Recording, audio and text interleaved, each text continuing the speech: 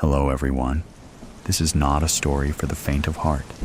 Today, we will be stepping into the darkness of the most gruesome cases, where evil not only exists, but also leaves bloody and haunting traces. This is Real Gruesome Murder Cases, a series of true stories about murders that made the whole world shudder. If you are ready to face the cold truth and the gruesome corners of humanity, come with me to delve deeper into each case. My first case. Aurelia location. My office room, 14. 5. 21. So 900 a.m. I was sweating, not due to the heat. I was shivering, not because of the cold. It was all fear, nervousness. I saw myself in the mirror. My chocolatey brown skin glowed. My face seemed like a scared child. A woman in her 30s was standing at my door. Her face was pale, and her eyes were brimming. I felt Jack's presence in my room, so I tried to act normal. He touched my shoulders. "Are you sure you can do this?" I took a deep breath. Yes, I can. But actually, I wasn't confident. I let the woman inside my room. She said, "My husband, Victor, wasn't picking up his phone. I checked his lab, and he was lying over there with blood all around. Please help me." I was noting everything in my diary. I looked up at her face again. "So what's your good name?" She whispered, "Galena." I stared at her. "So, ma'am, is your husband alive, or?" Location: Chem Tech Lab, 14. 5. 2021. 09:45 a.m. He was there, lying lifeless on the floor in a pool of blood. We wore our rubber gloves. The lab was such a mess. Whoever did that was clever enough to leave no clue. Our team examined the body and sent it for post-mortem reports. Jack stared at me. I got closer to him. "I got this note." He had it clutched in his hands. He patted me. "Okay, continue." It wasn't a note. Rather, it was a page from some kid's counting book. There were few numbers circled in it, and most of the words he had written on the page were either blotted due to sweat or soaked in blood. There was something scribbled, and next to it was written in a terrible handwriting, "Feel." That did ring a bell. Jack peeped into the paper. "What is it?" I replied, "I guess it is feel, an archaic word for faithful, or maybe Fe is iron, Al is aluminum." Galena interrupted, "No, it's Felix Allen." I got curious. "Who's that?" She glared outside the window. "He's Victor's best friend, colleague, 10 years younger to him." Below that, there was blood, and the only thing I could read in between, that was Nikum. "And Vier?" Jack asked. "Aura, what is Nikum?" I took my eyes off the paper. Probably it's a surname. One of my classmates had it. I moved to the surveillance room. Galena followed me. This room is incomplete. There's nothing to check here, lady. Victor hasn't installed the cameras yet. After sealing the area, we met the watchman. Sir, you were supposed to be on duty last night. He nodded his head. Yes, ma'am. I walked closer to him. So what seemed unusual last night? He replied, Nothing of that sort, ma'am.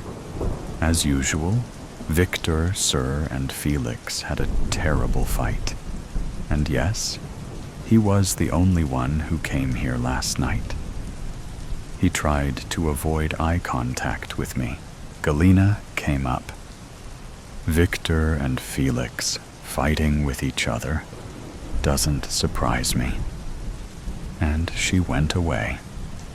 Location: my office room, 14/5/2021, 3:00 p.m. I slowly asked, Jack, how was I doing yesterday? He chuckled. Like how beginners do. The post-mortem report arrived. Jack glanced at me. Aura, what does the report say? I responded, Nothing unusual. Cause of death is hemorrhage. Time of death is 02:47 a.m. He sat beside me. What did you derive from the bizarre note? I took a sip of my coffee. I've given the note to Elena to find out the order of numbers he circled. Through the past ink detector, Elena entered the room with her usual radiant smile. Here you go, Aura. I and Jack peeped into it. The numbers he circled were 66, 57, 7, 8, 74, 68. I made funky faces. What is this? Probably this guy went nuts before he died. Jack stared at me.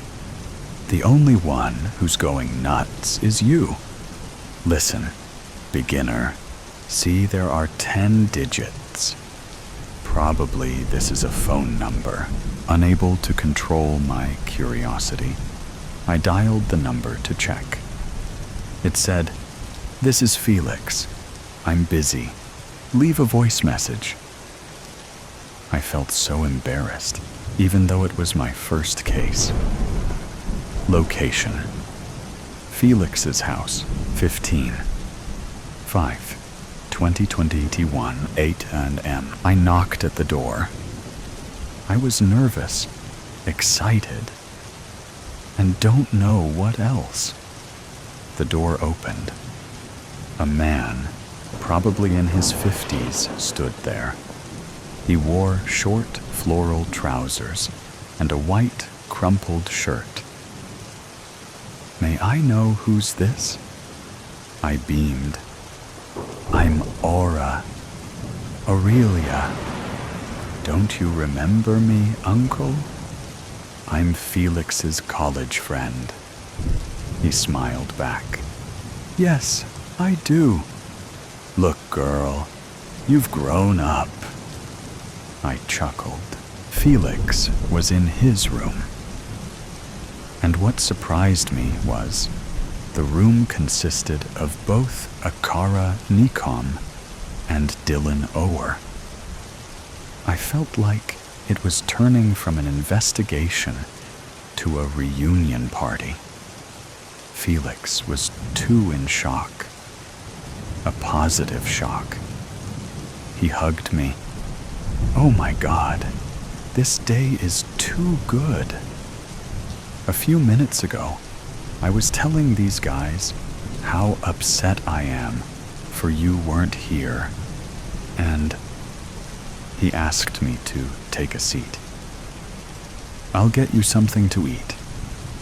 By the way, Dylan and Akara got married. You know, they're working with us. I reminded myself I had some work over there. I went inside Felix's kitchen. Phil, would you mind if I stay here with you tonight? I need to talk something in private. He beamed.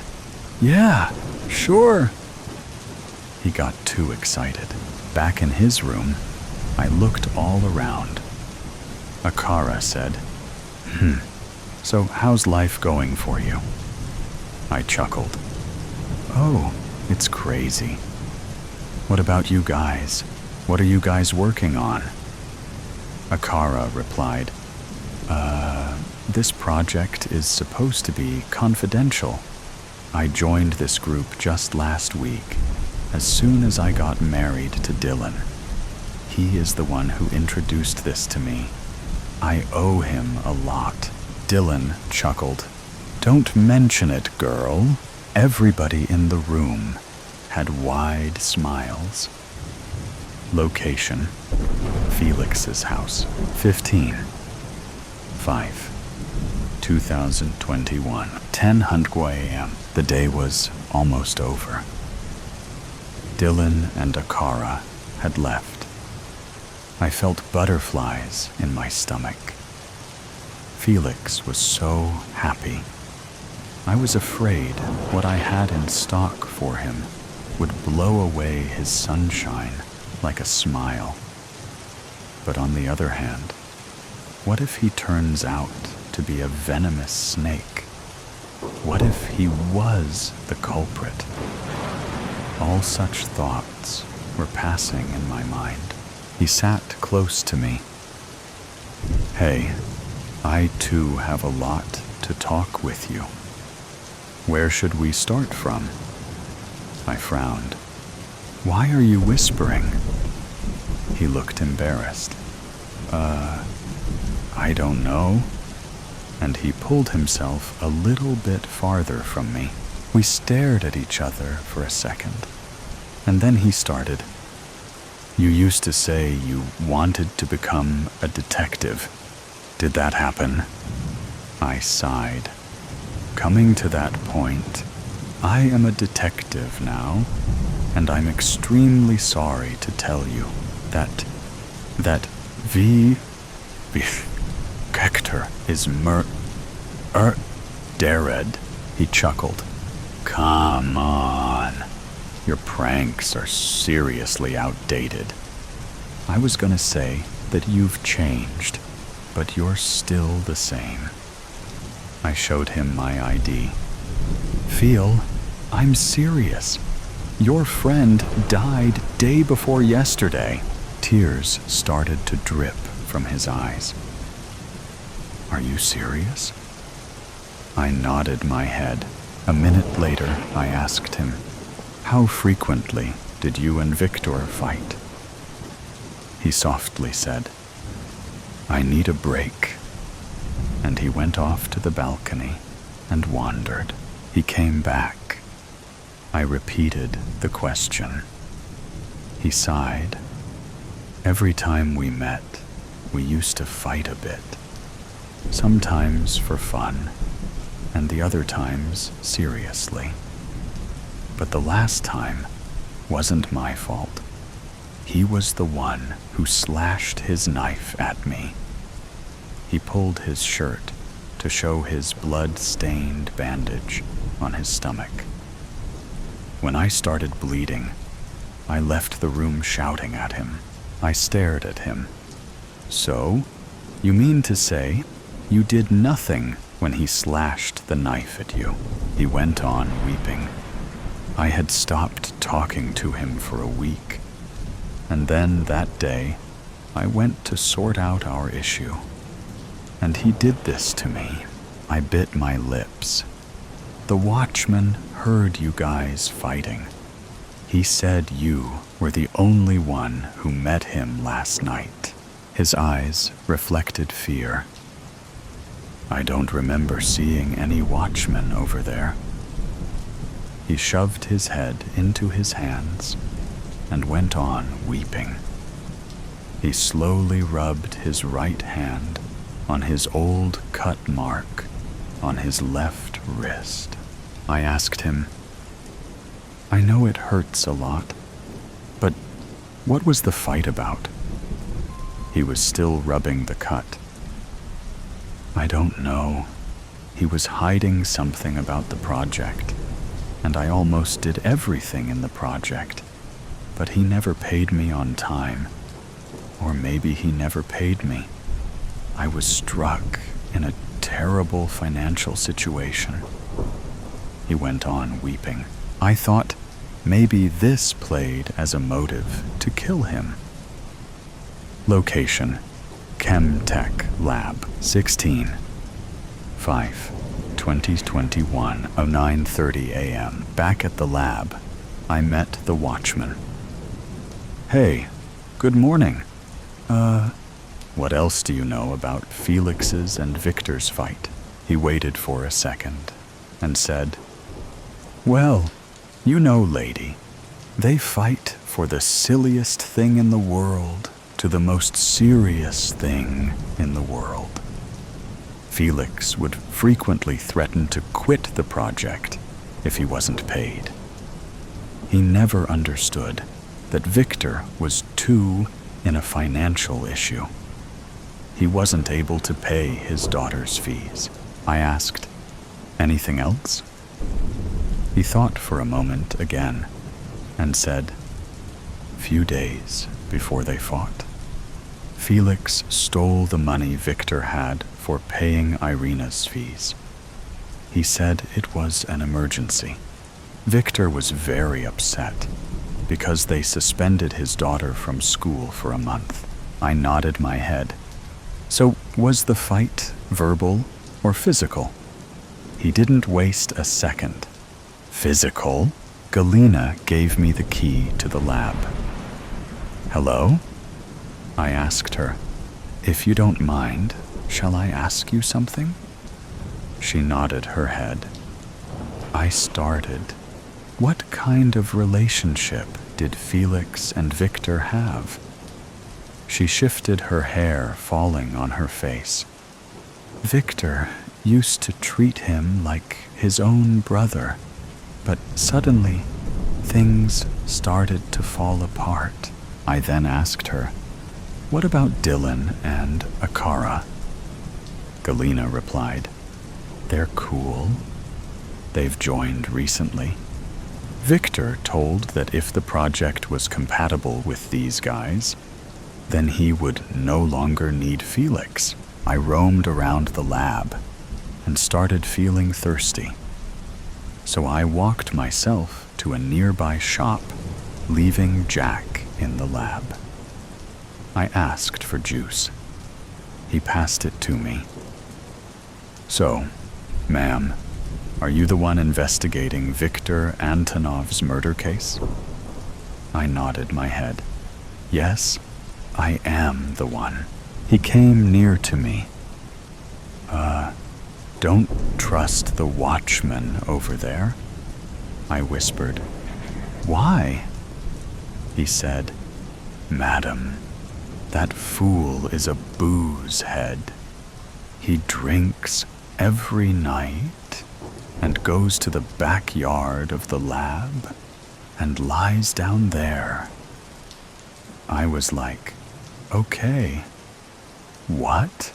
I quietly came back and whispered into Jack's ears. Now I was very confused about what to trust and what not to. I checked the lab for more clues. Galina asked us to join her for lunch. Location: Victor's home, 16/5/2021, 11:30 a.m. As Galina was preparing lunch, I roamed around the house. I met his 14-year-old Irina over there. She was in her room, sad. I went to her. Hey, do you want to paint? She said, no. I knew what she was going through. I sat beside her. I know it's hard. She turned towards me. I was thrown out of the school. Gradually, Felix stopped taking my tuitions, and now Dad is gone." She wept. I told her, "We'll find out who did that to your dad, and we'll put him in jail." I asked her, "What kind of tutor was Felix?" She blushed. "Who? Felix? He was great. He used to take my math tuitions. I don't know. The last few days when he took my tuitions, his eyes were red, and he was pretty distracted. And in the middle of nowhere, my dad pulled him to his room and smacked him badly. I never knew why. Galena came to the room, pulling Irina, and whispered, 'Don't talk about that idiot in our home.' There was a strong motive for Felix to murder Victor. He faced a series of depression during his college day, and when he came out of that, he came out violent. I found an unposted letter over there. It was from Victor to Felix. I tried to read it, but due to Galena's presence, I put it into my pocket. Location: Felix's house, 16/5/2021, 3:45 p.m. His father asked me to wait in Felix's room while he had gone somewhere out. I found another letter in his home. This was probably 2 months old. I took both of the letters and read them. It was written in 50% English and 50% Russian. The Russian part was written in English fonts. There was nothing new, while the whole letter said that he was sorry for what he did. There was nothing he could do to help Felix. But the last 2 lines struck me. It said, "Never nikom, mene ochen zal." Don't trust anyone. I'm really sorry. I tried to match it with the note clutched in his hand. It was never Akra Nikom or Dylan Ower, with only half of the spelling visible. But I felt, if he had mentioned it in this note, too, did that mean Victor was gonna take revenge for his murder with that note? But that would be really melodramatic, to write sorry, and all while you die. I looked at the letter even closely for clues. That's when I found out. The scribbling before feel meant ask feel. I smiled. I said to myself, Aura, he probably wanted the finder of his body to ask Felix about something, or maybe he wanted us to question him. I could hear Felix's voice and footsteps. I put the letters in my right pocket and the note in my left pocket. I already had a note, too, where I had arranged those numbers in order. He was still in the same condition. He smiled, but not from his heart. I tried not to waste time. Feel? What are your comments on this note? He slightly glanced at it. That's my phone number, but the commas are crazy in between them, I sighed. What would it mean with the commas? Suppose you find this number somewhere not related to you. He pulled that note from me and stared at it. He constantly mumbled to himself.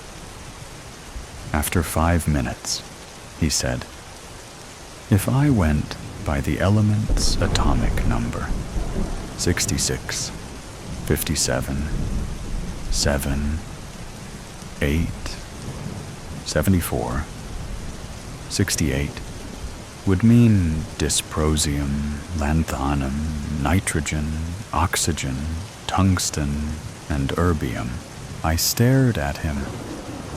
And if we go by its symbols, then Di-La-N-O-W-R. His eyes were filled with horror. Jack called me. Hey, Ora, Achara is murdered. She just died a few minutes ago in my arms and told me. I interrupted. I know the rest. Just come to Felix's house and give him protection. I'll catch him. We'll find out the why. After that, life and death. It took him 10 seconds to die. There's a lot he could have thought of in those 10 seconds. Likely among them was how he didn't want to die. There's a fear of the unknown in the heart of every human. An awareness that one day the end will come, that you won't have any control over it. Cultures around the world have stories of what will happen in death. Will you arrive at the pearly gates? Do you need payment for the ferryman to bring you to the afterlife? Or will you find yourself born again and again until you achieve enlightenment, regardless of what he believed in life? In the final moments, did it bring him comfort? Did it bring him peace? Or did he think of the past? Living by the lake, first fearing its depth as a tadpole before emerging as a conqueror. Reliving the carefree moments of youth, of the rocks and sand between toes, and the sap from climbing trees. Growing up with first 2 parents, then only one, knowing the sorrow that it can bring to one so young. Long nights at the bonfire, first with families, then with friends. The first look, the fire-glow skin, and the reflective eyes. With her came quick smiles, soft hands, and first times. The boy becoming a man as nights lengthened and the sky darkened. She left with the autumn breeze, and he left that lake too. He woke early and trained and marched. He climbed 4-meter walls, crossed ditches, spent hours at the firing range, and completed field exercises in combat gear. Discipline and mental fortitude brought on new meaning. And then they weren't exercises anymore. He would not have lingered on his military tours, but he would have seen faces of his comrades, dead and alive. With those that couldn't be saved, there'd be the guilt, the sadness, the regret. With those who survived, he'd always have a bond. His superiors who directed troops across the land. Civilians he had helped, who he hoped were doing as well as they could in a war-ravaged country. Together, they had molded him into a man with iron will and direction, rough around the edges, with kindness deep within his heart. It was a life that he'd relived in nightmares. When he left the military, he came back to the lake. Its calmness was a balm for his soul. Watching over it, and the people who surrounded it, calmed his mind and steadied his heart. His work was now to protect and serve the people, to wear a different uniform. He was wearing that uniform as he died. Would he be thinking of his family? He'd never been much of a cook, and he spent many nights at the Main Street diner. She too had come back to the lake, escaping the corporate ladder for the hustle and bustle of the small town, taking over the diner from the previous owners. They sat at the same table, night after night, week after week, month after month. She was a strong woman, able to stand on her own 2 feet, and with him as an equal. They'd chosen to walk their paths together, 2 homes and hearts becoming one. She'd know that this was a possibility with his work, and had never failed to say goodbye as he left. Would he take solace in this, knowing that she'd feel sorrow, grief, and pain, but that she'd be able to continue without him? Or would he worry the most about the pain in a tinier heart, to a soul that was just beginning to blossom? Ariel was 9 years old, his little girl who he had spent countless hours as a baby just counting 10 fingers and 10 toes. He taught her to ride a bike and throw a ball. They'd planned a camping trip for the summer. What would she think of his never coming back? Would she understand that it was his duty? Would she resent it and him? Would she remember all the times they'd shared? Would he be able to think at all? Would the pain override his thoughts in his last moments? Would his world focus only on that and the sounds that echoed around him? From the initial sound of the gunshot to the impact, the pain in his abdomen, and the retaliatory shot from his partner that took down the killer. They had been called for attempted shoplifting at a gas station near the highway. The cashier had caught him, and one of the customers became concerned when the situation had begun to escalate and called the police. They hadn't known about the gun. They hadn't known that the man had gone off his medications. What he did see was that there was a young boy in the store as well, no more than 12. Felix had gone in to get snacks while his dad filled the truck with gas. It was at him that the gun had been pointed in that moment. It was Felix that was saved when he died. Was it Felix that he thought of? The young boy he'd sacrificed his life to save. How would he spend his second chance at life?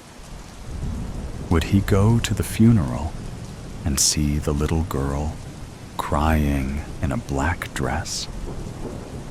Would he see her around school as his eyes closed for the last time? Would he see into the future?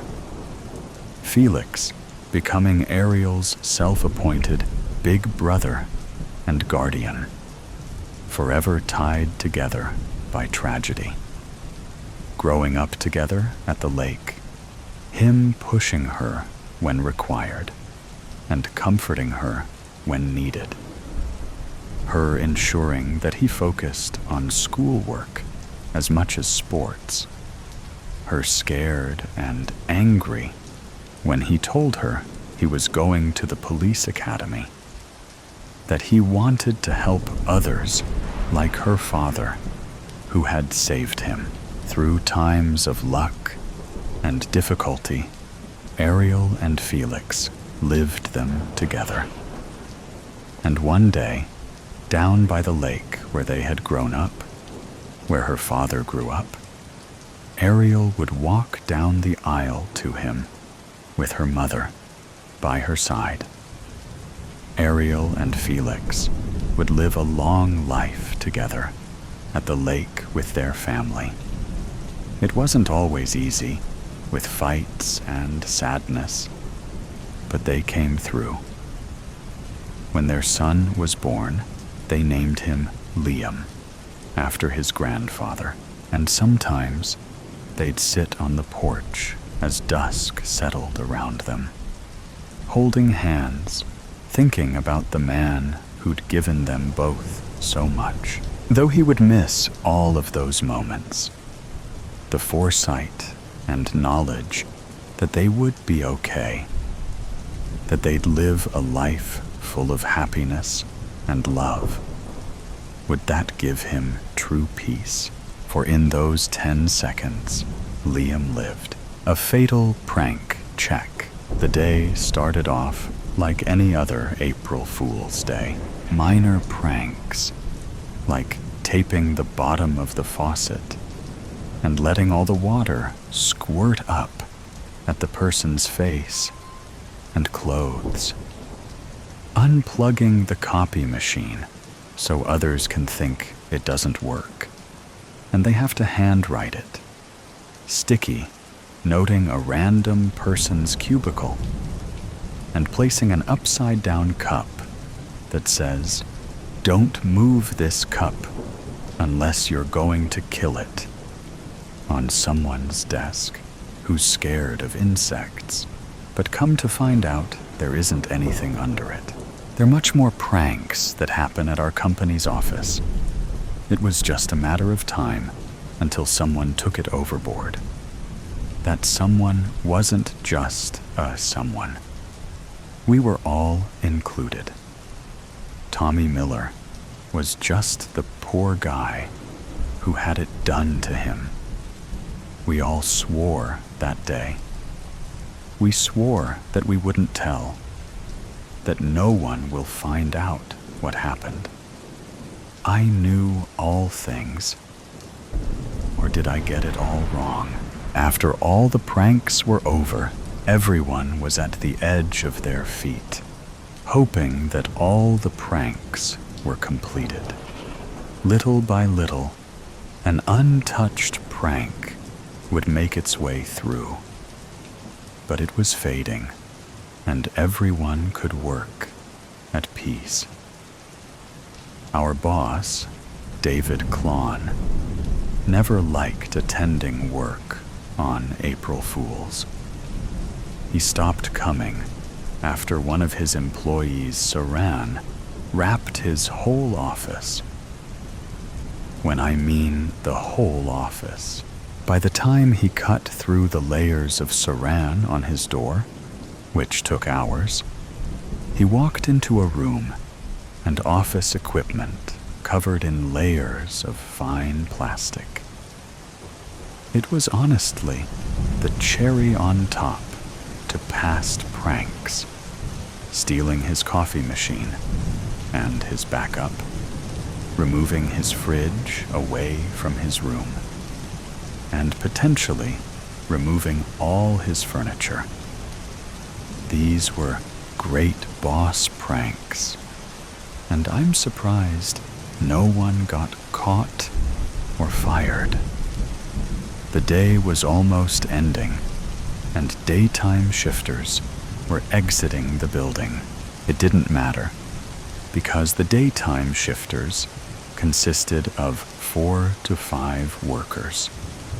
The main workers of 6 to 10 workers were us, the all-time shifters. It consisted of Matt Donovan, Sophie Mari, Carson T., Maddie Marone, Evan Tyson, Mickey L., Victoria Stallion, Tommy Miller, and I, Francis D'Angelo. We were all somewhat close, definitely in age, but somewhat in communication. The only person who stayed to themselves was Tommy. He was the quiet businessman type, focused on his own work and prioritizes. He thought the office pranks were stupid, although he didn't directly say that. He had a short comb-over cut, his brown hair nicely gelled off to the right of his head. He wore suits, the nice kind. He arrived early to work, never arrived late in his life, I suppose. Matt Donovan stood up from his cubicle and gathered everyone who was left in the office, except for Tommy. We all gathered up in my cubicle because I was the last one to be gathered up. "What's going on?" I questioned, knowing something was up. Matt replied quickly, "We're going out, having fun tonight. We all know we're the brilliant masterminds that are behind all the crazy pranks." He was wrong, at least this time. I had nothing to do with any pranks this year. I ran out of things to do, and although that seems awful, me, Francis D'Angelo, pranking innocent co-workers of mine. I know, but it's fun and a one-time, each year type of thing. So, that's all? You want us to all go out? Like to the bar? Victoria asked. What I think Matt is trying to say is that he wants us to go out so we can turn up and congratulate ourselves for being awesome pranksters, Carson said. He was always the goofy one. That's not what I meant. I do think we should celebrate another year of great pranks, but not yet. I think we should all do one final prank, Matt said suspiciously. He made my spine tremble when he talked like that. Okay, Matt. April Fool's is practically over. What is the big prank about, anyway? I wanted to know, too, just as much as Evan did. Well, my dear Evan, we're going to prank Tommy Miller. What? I couldn't believe it. Why Tommy? He was, I don't know. He was just different. Pranking him tonight was stupid. Matt, that's stupid. Keep your voice down, Francis. You don't have to be a part of it. We won't exactly need you anyways. And what is that supposed to mean, Matt? I'm totally in. My blood was boiling. How can Matt say that after that fact, I helped him last year prank his mom? Okay, good. Mickey, Maddie, and Sophie, you guys in? Sure, whatever. Yeah, fine. Okay, here's the plan. We all huddled into each other, listening to Matt's prank. Even though this prank was a little too serious, we all thought it was a nutty idea. It was interesting, and it seemed funny.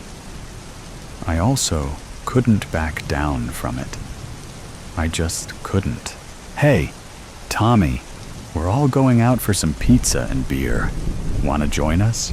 Tommy rotated his chair, facing up. Why? I mean, thanks for the offer, but I think I'll have to pass. He turned back around. We knew this was gonna happen. Victoria makes her way to Tommy. She places her soft hands on his shoulders. Oh, please, Tommy, She massages his shoulders. I think you should hang with us. You're always so. She stoops down to his ear. Tense. She removes her touch from him and walks toward us. She is absolutely astonishing. Tommy spins back again to face us. We wait a little while for the answer that we've been waiting for. Okay, I suppose one night of hanging out won't hurt. Plan A. Flirtatious. Victoria. Check. Plan B. Complimenting. Matt in progress. That's a sport, Tommy. I always knew you had in ya. You got the looks, dude. All you need is the bad attitude, and you're all set, my guy. We could all tell Tommy was flattered. Plan B was another check, getting Tommy to like us. Let's take some shots before we hit the road, Ivan yelled. We all walked to the office's lounge. As soon as we walked in, Ivan and Matt hunched over a barrel-looking thing. They pulled out 2 bottles of vodka. I could tell Victoria was excited, but the rest looked somewhat confused on how they even snuck that in here. Of course, we aren't going to drink all of it, but a shot or 2 will do. I'll get the solo cups. Tommy hesitates to walk into the lounge, but Sophie walks to him and grabs his arm. You're first, hot stuff. No. I think I'm good. I don't think you guys should even have those in this building, due to how unprofessional that is, and also because we're going to be driving in cars. Last time I checked, drunk driving is illegal. Oh, please, Tommy, don't ruin this for us, dude.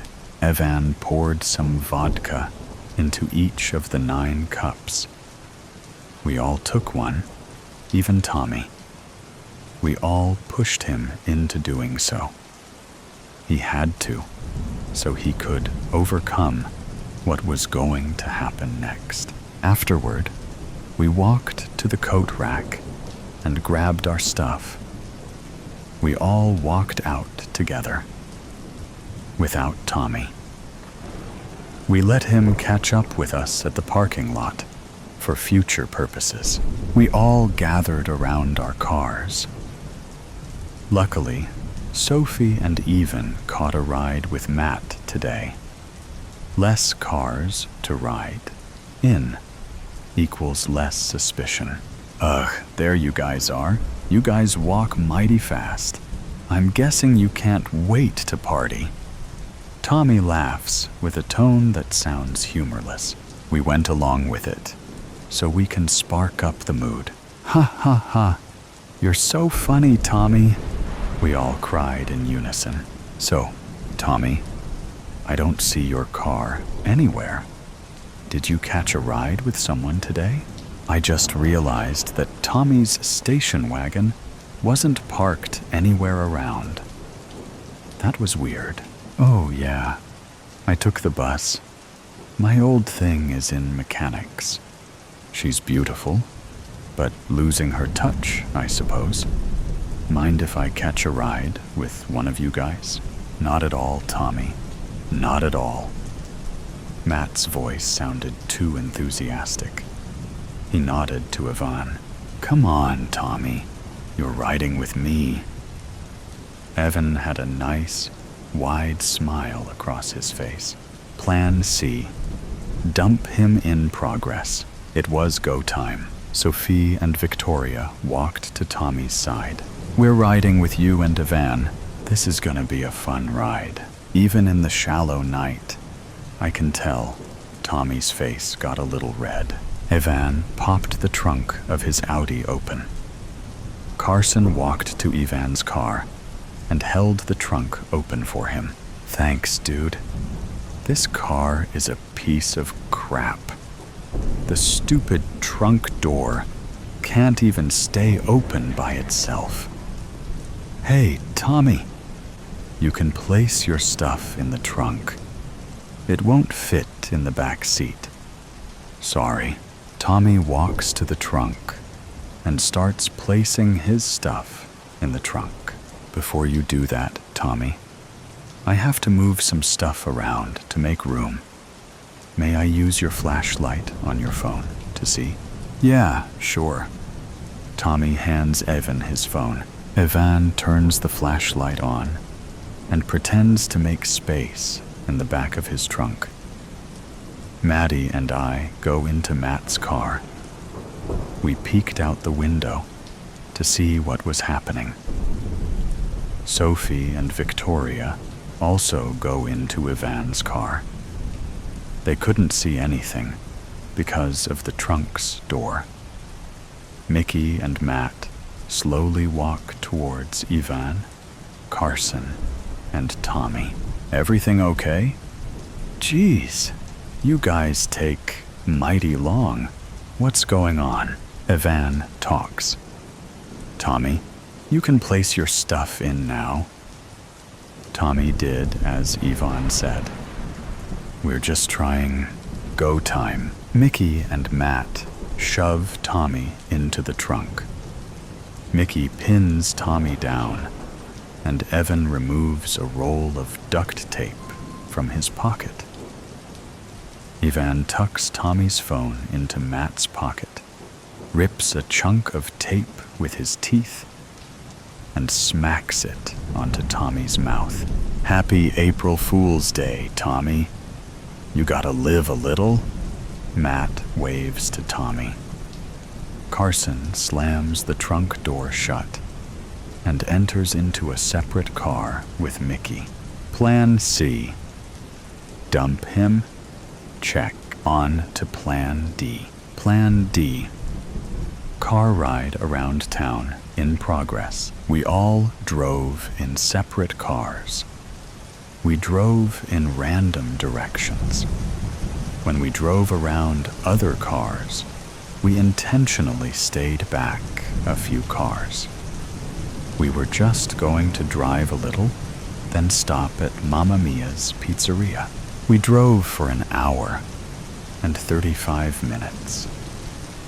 I just stared out the window, wondering how the others were doing, wondering how Tommy was doing. I wondered if he was confused or scared. Maybe he was just enjoying this wild adventure or sleeping. I can't wait to see the look on his face when he realizes that today might just be the best day of his entire life. Ivan's car. I got my hands up. They're playing my song. They know I'm gonna be okay. Yeah, it's a party in the USA. Yeah, it's a party in the USA. Sophie and Victoria sang. You girls having fun? Definitely, Ivan, Sophie shouted. I can't wait to get wasted, Victoria proclaimed. Hey, Tommy, you having fun in there? This is a wild ride for you, Tommy. This is the best day of your freaking life, dude. If you aren't having a great time, well, screw you. Ivan laughed and yelled. Songs kept playing, and the singing kept going until they arrived at Mamma Mia's Pizzeria. Mickey's car. Oh, Mickey, you're so fine. You're so fine. You blow my mind. Hey, Mickey. Hey, Mickey. Carson wailed. Shut up, moron. You're such a goof. By the way, my name isn't the name in the song. Dummy. Whatever. I was just being silly. It was funny. You have to admit. Yeah, sure. They look at each other and start laughing tears. How do you think Tommy's doing? He should be fine. I mean, Come on, that was a funny prank. Did you see the look on his face? Ah, speechless. That was a fun time. I sort of feel bad for the guy. He had no clue what was happening. He had it coming. Besides, it's just a prank, Carson. Matt even said it himself. Matt's car. I continue to stare out the window. The cars wisp by as Matt drives past every light and building. My lap vibrates, and I pick up my phone. The screen light glares on my face as I read the text that I've received. Maddie, don't you think it's a bit weird? We're the only two that haven't helped in this whole prank. I haven't thought about that, really. Me. Well, Matt did say, regardless of me attending this prank, he doesn't need me. I don't know what the excuse for you is, though. I'm sure he'll give us something to do. The thought of Matt not needing me made me upset. Maddie, I felt, had a point. Why hadn't I gotten a role yet? Maddie, I guess you're right, but something seems off. I don't know what it is, but I'm sure I don't want to find out. Matt glances over his seat and smiles at both Maddie and I. You girls sitting nice and tight back there? Just fine. Thank you, Maddie says, sounding a bit sarcastic. Yup, just starving. I really am hungry. Well, I just so happened to bring along the vodka. Care for another shot or two? Yeah, why not? Matt expands his arm while peeking his eye on the road to reach the bottle of vodka beneath the glove compartment. He hands the bottle over. I twist the cap and waterfall a big gulp of the bitter alcohol into my mouth. I offer some to Maddie, but reluctantly, she refuses. After a while, my head starts to spin, and the passing of cars begins to turn a little blurry. Car motion and the beginning of becoming drunk aren't a good mix. Occasionally, I would gargle a couple strands of vodka into my mouth. It made me almost forget why I'm in this car in the first place. Plan D. Car ride around town. Check. Secret plan. Plan E. Unload in progress. Mamma Mia's Pizzeria parking lot. I'm sleeping in the back seat while Maddie gently shakes me to wake up. I just moan, giving the hint to leave me alone. Maddie gets out of the car with Matt and joins the others. As everyone heads inside, Tommy and I are left alone in separate cars.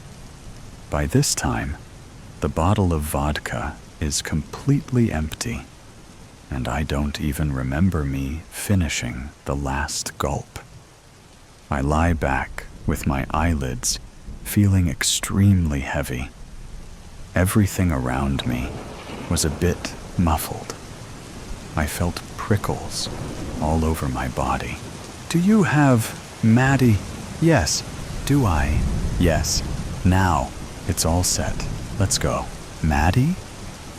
Matt? What were you guys talking about? Their voices were in and out. I feel very dizzy. The whole night felt dark. There I was, gone. I was always just gone. Looking out, but looking inside now. I guess the whole time, I sort of knew. I just didn't want to admit it. Secret plan. Plan E.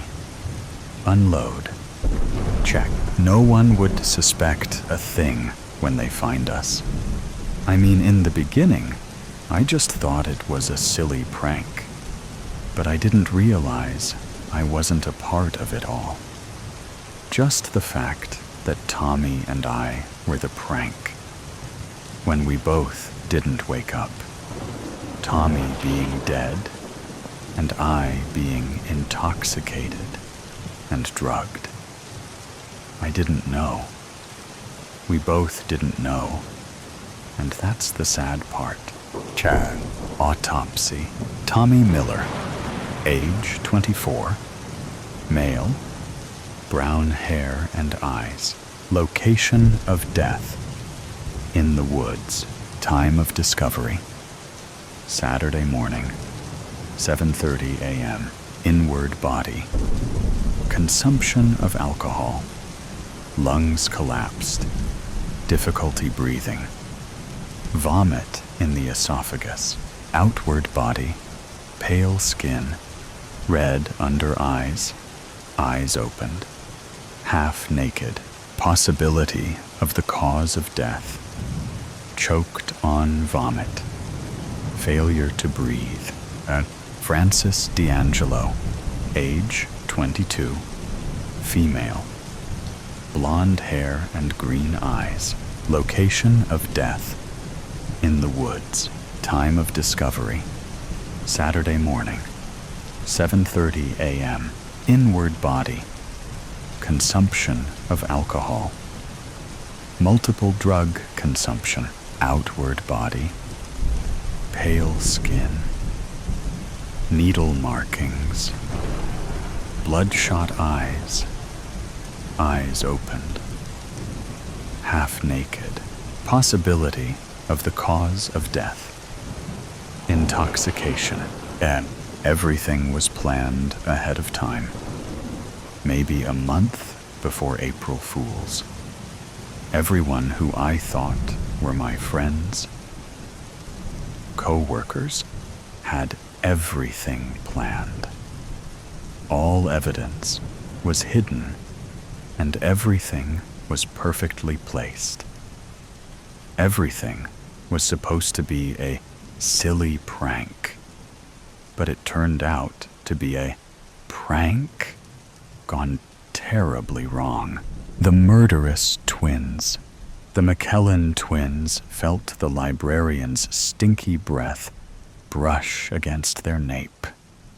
So they quickly slid their dirt and blood-stained hands under the table. "Shut up, you two," hissed the librarian. "Sorry," said Milo McKellen, with the fakest of smiles.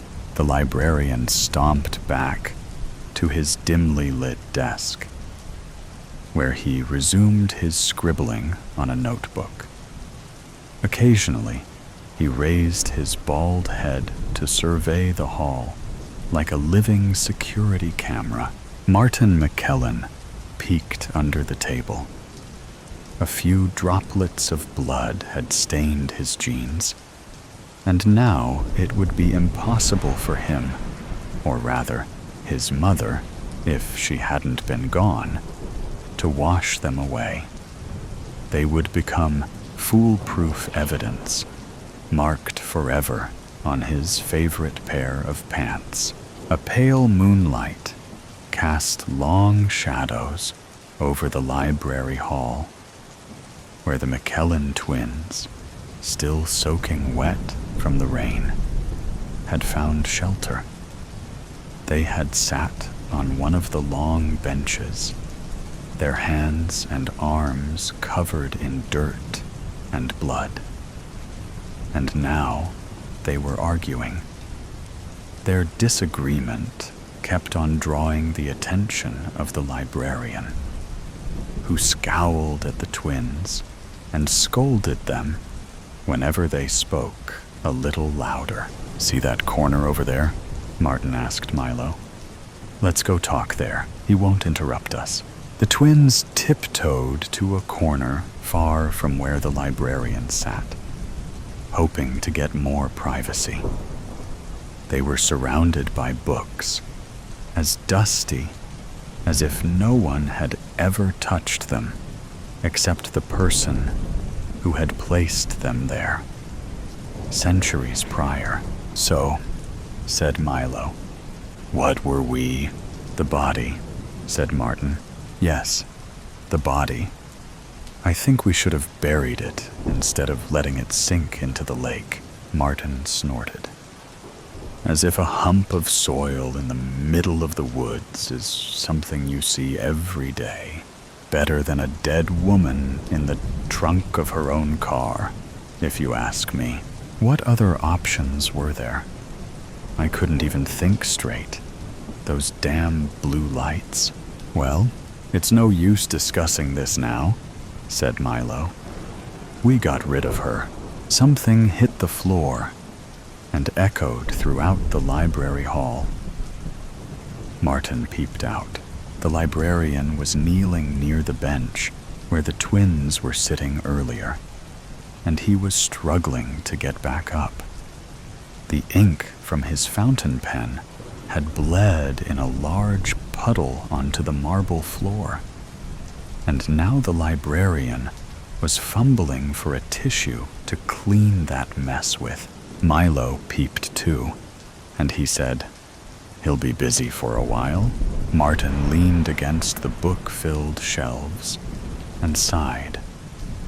We can't hide in a library forever, Milo. I know, he said. But we've got to at least wait for the rain to stop so that we can hop on a train and leave. Where were you thinking? Martin asked. Milo shrugged. I don't know. Canada? Suddenly, a clap of thunder boomed in the night sky outside, and the library's doors burst open. Martin looked over at the two men who had just entered the building. They were wet, just like the twins were, but they wore blue uniforms, like police officers, said Martin in a quivering whisper. There's two of them. What do we do? Milo whispered back. Martin shook his head. I have no idea, he thought. He was afraid to even think at this point. They came looking for us, said Milo. No doubt about that. Otherwise, what would two police officers do in a library after hours? Hush, Milo, said Martin. Please, don't let us be caught. Good evening, thundered a voice. It was one of the two men. The twins cocked their ears. I'm Agent Phillips, and this is Agent Clifford. We're looking for a couple of young men, probably in their 20s, red-haired, pretty thin. The librarian did not answer, so the other police officer, Clifford, urged him. Have you seen someone with this profile by chance? Martin held his breath. He prayed the librarian didn't reveal where he and his brother were hiding. Second by second, a thick silence was filling up the atmosphere, like a cake rising in the oven. Except this oven was far too hot, and this cake was about to explode. Avoid us any trouble, Mr. Librarian, said Agent Phillips. Just tell us if you've seen them or not, and we won't bother you any longer. Martin pushed Milo back into the corner and flattened himself against the bookshelves in case their cover was about to be blown. The librarian cleared his throat and spoke. No, he said. I haven't seen them. Martin and Milo gasped as quietly as they could and peeped out from behind the bookshelves once again. The two police officers were looking at one another. Clifford's eyes became two narrow slits, two poison darts he was now aiming at the librarian. "Are you sure?" said the agent. "Sure," said the librarian, trying to sound more sure than he was. "Very well," said Agent Phillips, nudging at Clifford. "Sorry to have disturbed you. We'll leave you now."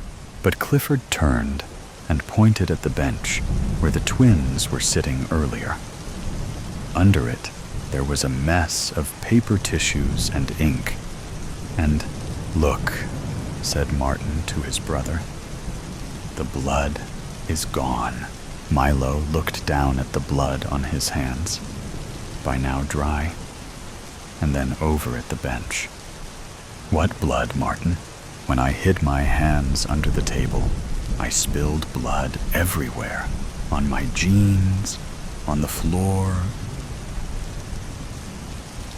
Clifford's voice boomed once again. "What's that over there, Mr. Librarian?" Agent Phillips grabbed his colleague by his arm. "Let's stop it here, Ben. He says he hasn't seen them." Clifford broke free of Phillips' grip and fetched the heap of stained paper from the ground. He marched back to the librarian's desk, where the poor man was standing still, but frail, like a clay statue. Clifford unfolded one tissue and slammed it on the librarian's desk. It was stained with large blotches of blood. "What about this, Mr. Librarian?" Clifford scoffed. "Been dabbing the floor all night long, haven't you?" The librarian didn't move a muscle. He just stared at the stained tissue. "These kids have slaughtered their mother!" Clifford roared. For a moment, all the books in the library seemed to have teetered, like there had been a severe but rapid earth tremor. "Clifford, calm down now," Agent Phillips commanded. He turned to the librarian. "Tell us the truth, sir. As you can see, this is pretty urgent." The librarian slowly pointed his index finger at the corner where the twins were hiding. Milo gulped, and Martin stopped breathing altogether. The two police officers looked at one another one last time. Agent Clifford pulled out 2 pairs of handcuffs, and Phillips led the way. When they reached the darkened corner, where the twins were supposed to be hiding, though, there were only rows of shelves full of dusty tomes to welcome them. The Cursed Town. Content warning. Murder, suicide. He walked up through the dusty road which led to the small town of Temans. It was twilight, and a light wind was blowing. Far away, the crop plantations acquired a greenish-orange color due to the light of the sun. On the other side, one could catch a faint glimpse of the Temans Church, with its tall steeple standing majestically high up in the sky. The yellow-orange hue of the sky washed the town, and the muddy red road was illuminated with a touch of gradient yellow. The whole town looked peaceful, and surprisingly, nobody was outside their houses. He entered the town and looked at the banyan tree in front of him. It had remained much the same. He looked up at the houses and walked towards them. Darkness was falling now. The red-orange hue was slowly swept away, and a dark blue color entered, only with a touch of crimson at its bottom. Shadows fell here and there, creating a spooky atmosphere, and he quickened his pace, as if to avoid the evil spell cast by the shadows of the houses. The moon came up, not too bright, for clouds were starting to surround it from all sides. He glanced upwards and realized that he had to take shelter somewhere. Rainfall could occur any time now. He walked through the dusty and muddy road and looked here around for inns, but there were none. Finally, he found a big apartment, which was deserted. He let out a sigh of relief and walked up the stairs and entered the apartment. It was evident that the apartment was still under construction work. It was not completed. However, years of neglect had withered away the raw smell of the brick walls, and small plants could be seen growing almost everywhere. All of them had a feeling of evil in them. The brick walls, the plants, the floors, and even the ceiling. It was like they had witnessed a lot of sad events and were telling him not to go further inside the house. The house itself was spooky, with its large corridors and almost no rooms.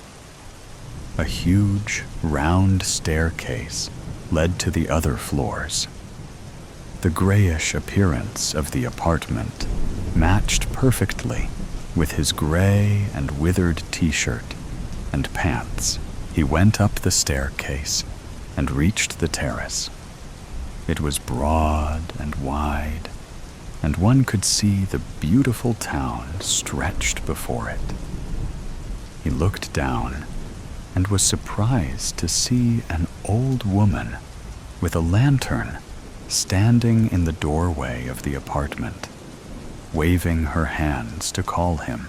He descended the staircase and ran out of the apartment to meet the old woman.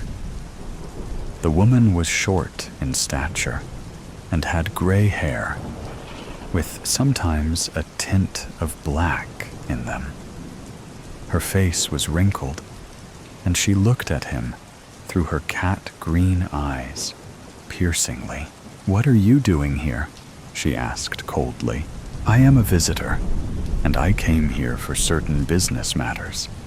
I could not find any inn to spend the night in, so I came here," he said.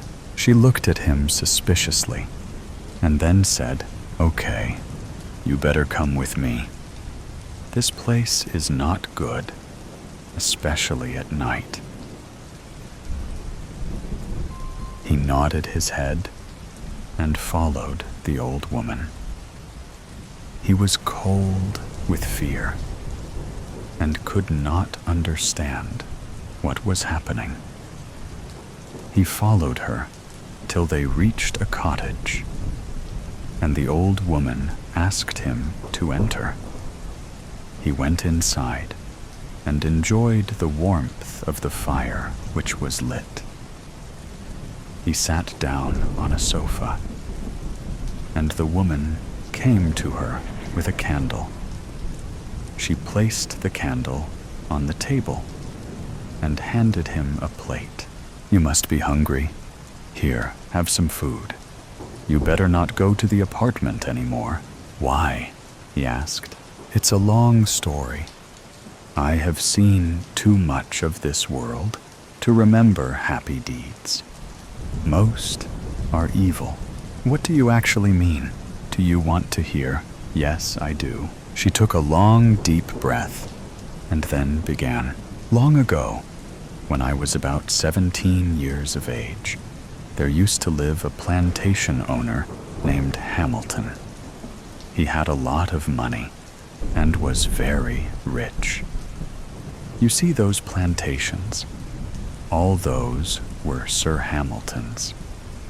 He was not only rich, but kind and generous too.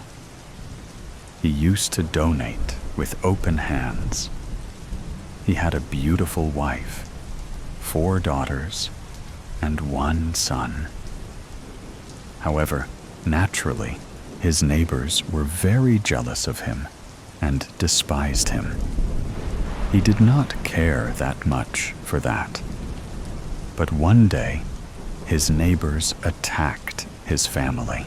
His daughters were of almost my age then, and the son was only a baby.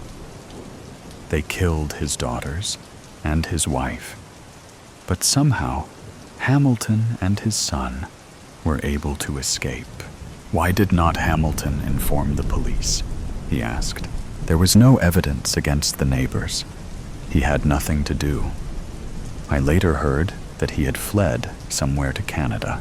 But how does it relate to the apartment? The old woman sighed. Her green eyes glistened, and she said the apartment was being made by Hamilton. He wanted to turn it into a hospital. Yes, but how does that matter anyway? Rain had started falling heavily, and the fire and candle went out. The two people were left in total darkness. However, he could still see the old woman's eyes glistening. The old woman said, "For the past few years, there had been a lot of suicides there. Many girls of around 16, 17 years are committing suicide there. It all started with the daughter of Mrs. Morpin. She jumped from the terrace you were standing a few minutes ago. The second case was of Mrs. Rayon's daughter. She was found hanging from the chandelier one morning, her face white and terror-stricken. He was taken aback and looked at the old woman with wide and fearful eyes. Lightning struck, illuminating the whole room for a moment, and he could see the old woman's face, ugly, wrinkled with a strong, piercing glance, which was almost witch-like. He wanted to run out of the house, but some strange power kept him rooted to his seat. The old woman said, "You better go to sleep now. I guess you had a very tiresome day." The old woman showed him his bedroom, and he fell down on his bed, immediately asleep. The next morning, when he woke up, he could see the sun shining brilliantly outside. He heaved himself up and went to the living room. The old woman was preparing coffee. She handed him a cup, and he sat down on the sofa. He drank from the cup the delicious, thick cappuccino and felt refreshed. He almost forgot all the horrible incidents from yesterday night. "Where do you want to go today? I can show you the way. It is evident that you are new to this place, as you were talking about inns in here. I have heard about Kingsman's Place here. Can you please take me there?" "Kingsman's Place? Okay, I will. It is a business center here. When do you want to go?" "About 9:30. What do you say? Please prepare a packed lunch for me." "Of course. Get ready then." He went back to his bedroom and took out his suitcase. He looked at himself in the mirror. He was middle-aged, but still, he looked pretty young. He brought out a coat, shirt, and pant and put it on. He looked the perfect businessman. After having breakfast, the two went out. On the way, they came across the Flint River. There he saw some girls whispering and talking together. One of them was extremely beautiful. Her fair skin with an orange tint made one remember pure milk. Her eyes were a deep blue, and she had beautiful black eyelashes. Her cheeks were pink, and her lips were a light red.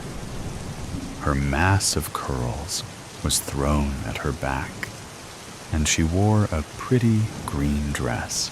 Her hands were well-toned, and her legs were slender and well-shaped. She looked a pretty picture. He stared at her for some time, and then she turned to the old woman, and pointing to the girl, he asked, "Who is that girl?" The old woman glanced at the girl and then said, "She is Mr. Trudeau's daughter." "Pretty, isn't she?" "Yes," he said. "What is her age?" "About 17. He sighed and gestured at the old woman to move forward. They reached Kingsman S. Place, and the old woman left him there with his lunchbox. He did not wait there. As soon as the old woman was out of sight, he started running. He did not stop until he reached the old building. He entered and went up to the terrace. The terrace was absolutely empty. Despite being so large, the parapets were very low, and there were high risks of falling to death in case of an accidental slip. Unlike the rest of the house, almost no plants were there on the terrace due to some unknown reason. He roamed here and there on the terrace. He stepped very carefully, and whenever he looked down, he was sick at the sight of houses so far down below. He hated heights and was afraid of them. He went downstairs and waited. "You know, Laura, I will go to Grandma Fontaine's house today." The words kept ringing in his mind. To reach Grandma Fontaine's house, she had to cross this building. There she was coming, alone. Nobody was with her. He waited silently, and as soon as she came in front of the apartment, he gripped her hand and pulled her inside. Before she could scream, he put a handkerchief under her nose, and smelling the chloroform, she fell unconscious. He now prepared for it. He dragged her upstairs to the terrace and carefully washed her face. He then threw her down the parapet, and she landed with a loud thud sound. Dead. Yes, she was dead. Blood was flowing from her, and her pretty face was peaceful. He quickly fled from the place before anybody could see him. He did not return to the old woman's house. He kept walking towards the outskirts of the town. It would take him almost 3 hours to get out. He had seen his own sisters and mother get killed in front of him. Those Morpins, Rayons, Trudeaus, and Greys have killed them out of jealousy. He and his father had somehow fled. But after some time, his father also died. He died saying, "Kill Morpin, kill Trudeau, kill Rayon, kill Grey. Don't let them live." He had done that. He had killed all of them, except Grey's daughter. He would be back for her after the next 4 years. Yes, he would not let her live. They do not deserve to live. They had destroyed his life. He would destroy theirs. He would not let them be happy. when his own happiness had been snatched away from him. Never. He looked back at the town. It was twilight yet again. The town looked peaceful, but he could hear faint sounds of crying. Let them cry. They will have to cry again after 4 years. He turned and walked away from the town as darkness fell and made the town silent. The prankster, Lennox, was the golden child to a set of loving mother and father who believed her to be the most auspicious thing that ever happened to them. They never reprimanded her for her childish pursuits, let alone denied her anything she ever wanted. An army of helpers were always at her beck and call. She pulled immature pranks and toyed with them to her heart's content. Her impishness was further encouraged by her parents, who laughed it off her as a sign of childishness and immaturity. Asher, Freddie, and Sarah were all Lennox's best friends. They belonged to well-off families and were as unruly as Lennox. They were all indifferent to the pain their actions might cause to the person at the receiving end. A boy named Austin was the current target of Lennox and her gang. Austin lived in the servant quarters along with his father, who was a driver at Lennox's house. He was a nerdy and ambitious kid who wanted to support his father when he grew up. Lennox often instigated him to join her gang, but he politely refused because he was aware of the activities they indulged in. This made Lennox despise him, and she decided to hit him where it hurts. She stole the extra key of the servant quarters from her mother's bedside drawer and located the books she often saw Austin reading passionately. She set all of the book on flames, which left poor Austin crying bitterly. This was just one incident of the many that followed. Once Lennox's parents shrugged it off as a mistake. With the passage of time, Lennox became more obstreperous and even started talking back to her teachers when they rebuked her for her rebelliousness. Her partners in crime always did as she said and supported her in her petty pursuits. One day, Lennox was playing catch with her friends. One of her friends dared her to throw the ball as high up in the sky as the overhead rooftop of the adjoining house. Lennox, being the competitive girl she was, immediately accepted the challenge and flung the ball with all her might. But the wall hit the glass casement of the house, resulting it to crash into pieces. Lennox had failed to complete the dare. She headed towards the house to collect the ball, fuming with anger. She rang the doorbell. It was answered by an elderly woman whose gray hair was neatly tied in a bun. She was wearing a thick-rimmed black frame containing bifocals.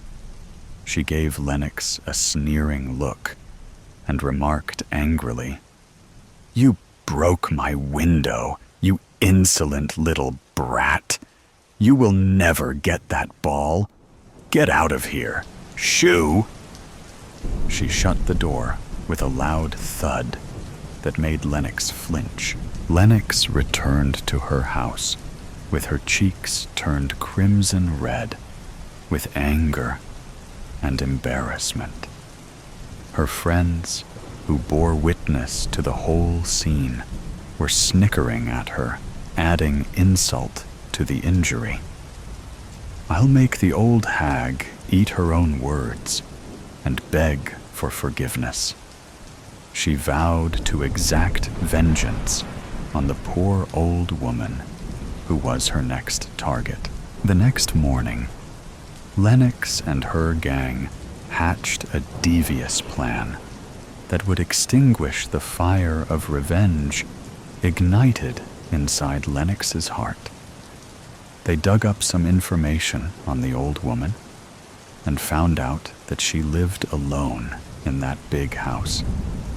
They had decided to make a fool out of the poor old woman by making her come to a realization that her house is haunted.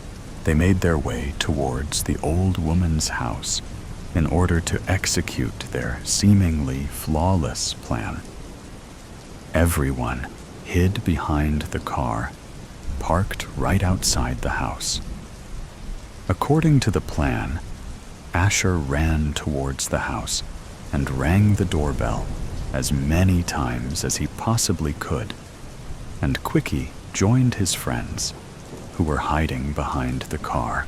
A few minutes later, the old woman poked her head out of the gate and muttered something under her breath when she didn't find anyone standing on the other side of the door.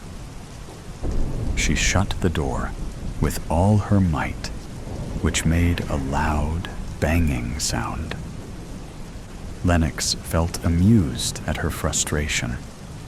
This process was repeated thrice till the old woman was heaving tiresome breaths and sat on the pavement outside the house with beads of sweat forming on her forehead. She bent down and struggled to pick up her staff, which showed clear signs of exhaustion. A few moments after she went back into the house, Lennox declared that she would bang on the door this time, instead of ringing the doorbell. She headed towards the gate and started banging on the door with all her might. A few moments later, she heard a loud thud and the sound of a piece of wood falling on the ground. Curious to find out what had happened, she looked through the peephole of the gate and gasped as soon as she saw the old woman lying flat on the ground, along with her staff that had a significant tear in it as a result of impact with the ground. Lennox immediately rushed towards her house and narrated the whole incident to her mother in one breath. Her mother was shocked. "I am very disappointed in you, Lennox. I have always ignored your childish pranks because I thought you will eventually learn on your own that it is not okay to hurt people just for a few laughs." Her mother reprimanded her while calling the nearest hospital for an ambulance. The old woman was rushed to the emergency room. The doctors revealed that she had minor heart attack as a result of a strenuous activity. Lennox came to the hospital every single day to see the old woman, but she didn't have the guts to meet her. After a week, she finally found the courage to make amends for her mistake.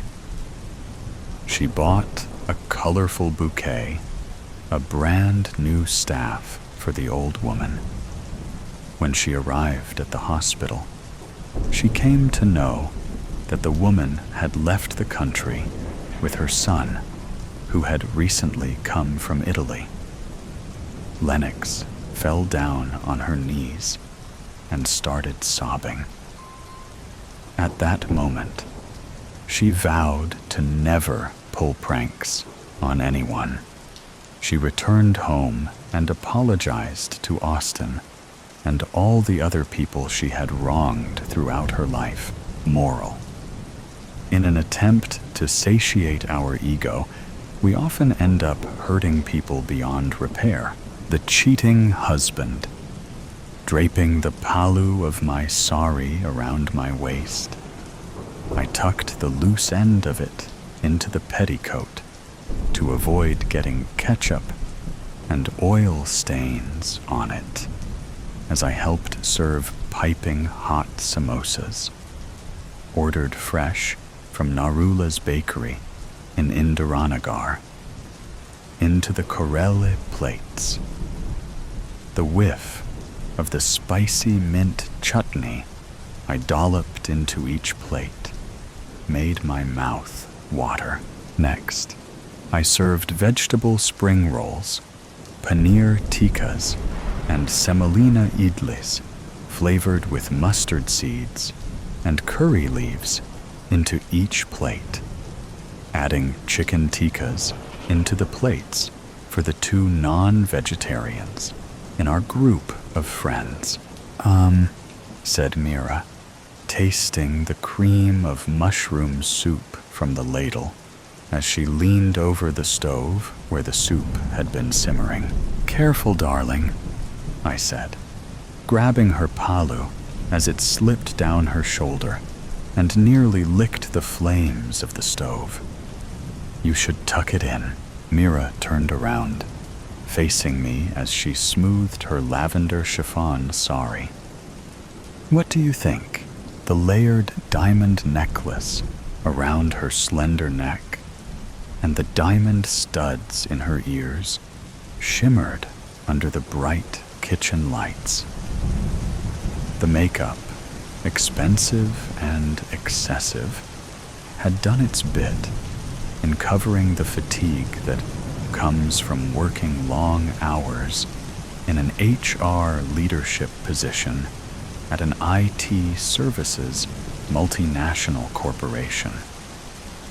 But it couldn't camouflage her dissatisfaction with nearly everything in her life, including her husband, who I thought doted on her. You look stunning, I lied. Beautiful sari, she scoffed, rolling her eyes. One thing Raj does well after years of practice, picking up the right gifts for me. You've trained him well. You know, Adi doesn't even know what the various fabrics of saris are, let alone buy a sari for me. There are many other things my husband, Aditya Gulati, does not know, including the surprise I've planned for him tonight, which he should be receiving any minute now. Oh, come on. So what if he can't buy a sari for you? He brings home enough money, she said, winking at me. Well, that's true. And an added incentive for what I was about to do tonight. I'm his only family, and the next in line to inherit his business empire, should any misfortune befall him. I would have preferred to sit on one of the cozy couches in the living room, sipping wine with the rest of our friends, pretending to be interested in the gossip and the conversations. But if I didn't help in the kitchen tonight, as I usually did when our fortnightly get-togethers were held at Mira's place, just like she helped when the parties were held at my place, everyone would notice. And tonight was not a night I would want to be remembered for behaving oddly in any way, however inconsequential. People adhered to patterns and routines unless something was on their mind, and there was absolutely nothing on my mind. Nothing I could talk about anyway.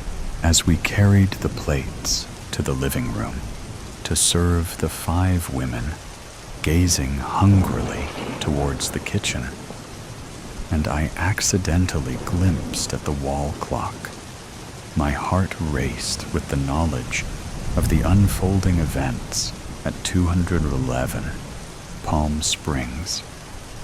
It was 9:02 p.m. He would be breaking into the house right about now, with his expert gloved fingers working the lock on the back door. The light click of the lock would go unnoticed by the two adults in the bedroom or in the bathtub, enmeshed in each other's arms, oblivious to everything except the immediate, stark sensations of the flesh. He would then go to one of the rooms and rummage through the drawers and the wardrobe for jewelry and other valuables, and keep at it until Adi, finally alerted by the strange noises coming from the adjacent room, would cover his toned body by a robe or a towel and go to the next room to investigate. My breath caught in my throat as I pictured the long-bladed dagger piercing Adi's torso, quick stab wounds, at least 5 of them. As the victim's wife, I'd receive a detailed post-mortem report, and my contact would receive the full payment only if the work was satisfactory. After finishing off Adi, he would then stifle the woman's impending scream with a hand over her mouth and a dagger in her heart. The spicy tang of the mint chutney flooded my mouth as I pictured blood splattering white walls, the police dubbing the double murder as a burglary gone horribly wrong, and closing the case after being unable to find any trace of the suspect at the crime scene or any other lead, even after months of the investigation. Just as Tanya, our plump, sari-clad friend with diamond-studded stubs for fingers, began waving her pudgy hands in the air and describing the sordid details of a high-profile divorce case her husband was working on, my phone began vibrating in my purse. Not my ordinary phone, but my burner phone, the one I'd bought recently for one specific purpose. My heart plummeted on seeing the name Sheila Sharma flashing on the screen. I'd saved the investigation agency's number by this name to avoid any suspicions at home, even if Adi had stumbled upon the phone by chance. I would have told him it was my new office phone. The subject was seen entering house number 211, Palm Springs, at 2 p.m. in the afternoon on March 19th. The subject and the female resident of 211, Palm Springs, were seen on the balcony having drinks at 2:35 p.m. and embracing at 2:49 p.m. Holding hands, they went in towards the bedroom at 2:55 p.m. The subject emerged from the house at 4:45 p.m. and left the house in his car. There were many such reports I'd received in exchange for the total bill amount of rupees, 450,000 I'd shelled out over 3 months. My husband was cheating with a much younger, unmarried woman who worked as a receptionist in his office. He hadn't yet brought up divorce, but I had a feeling it was on his mind, and he was looking for the best opportunity while building up his courage to talk about it. I stepped into the cool air on the balcony and closed the sliding door behind me. "Hello," I answered the phone. "Mrs. Gulati," said a deep, cultured voice at the other end. I immediately recognized him as Mr. Aurora, the managing partner of the agency. But why would he call me himself? It was usually the manager assigned to my case who communicated with me. The protocol was that the secretary would first call me up and set up a meeting with the case manager at my convenient time. At the allotted time, she'd call me again and patch me into the call with the case manager. "Mr. Aurora," I said, "what's the matter? I'm really sorry to be calling you up at this time, and I apologize if this call has caused you any inconvenience." He paused. "I'm afraid I have some bad news." "What?" I blurted out. My mind was spinning. I had made the last payment to the agency a week ago and terminated our contract after receiving all the evidence they had collected over the past 3 months. Everything I needed to set my plan in motion. What could have possibly gone wrong? Mr. Aurora cleared his throat. "There was a mix-up at our end. The file and the evidence we gave you was for another case, not yours. It's a grave mistake, I know, and I personally take full responsibility. We are willing to refund your full amount." My knees buckled under my weight. What did he mean? Was my husband not cheating on me with the pretty receptionist? But even before I had hired the investigation agency, all the signs were there. Adi was returning home late every day, many a time with his clothes smelling like a woman's perfume.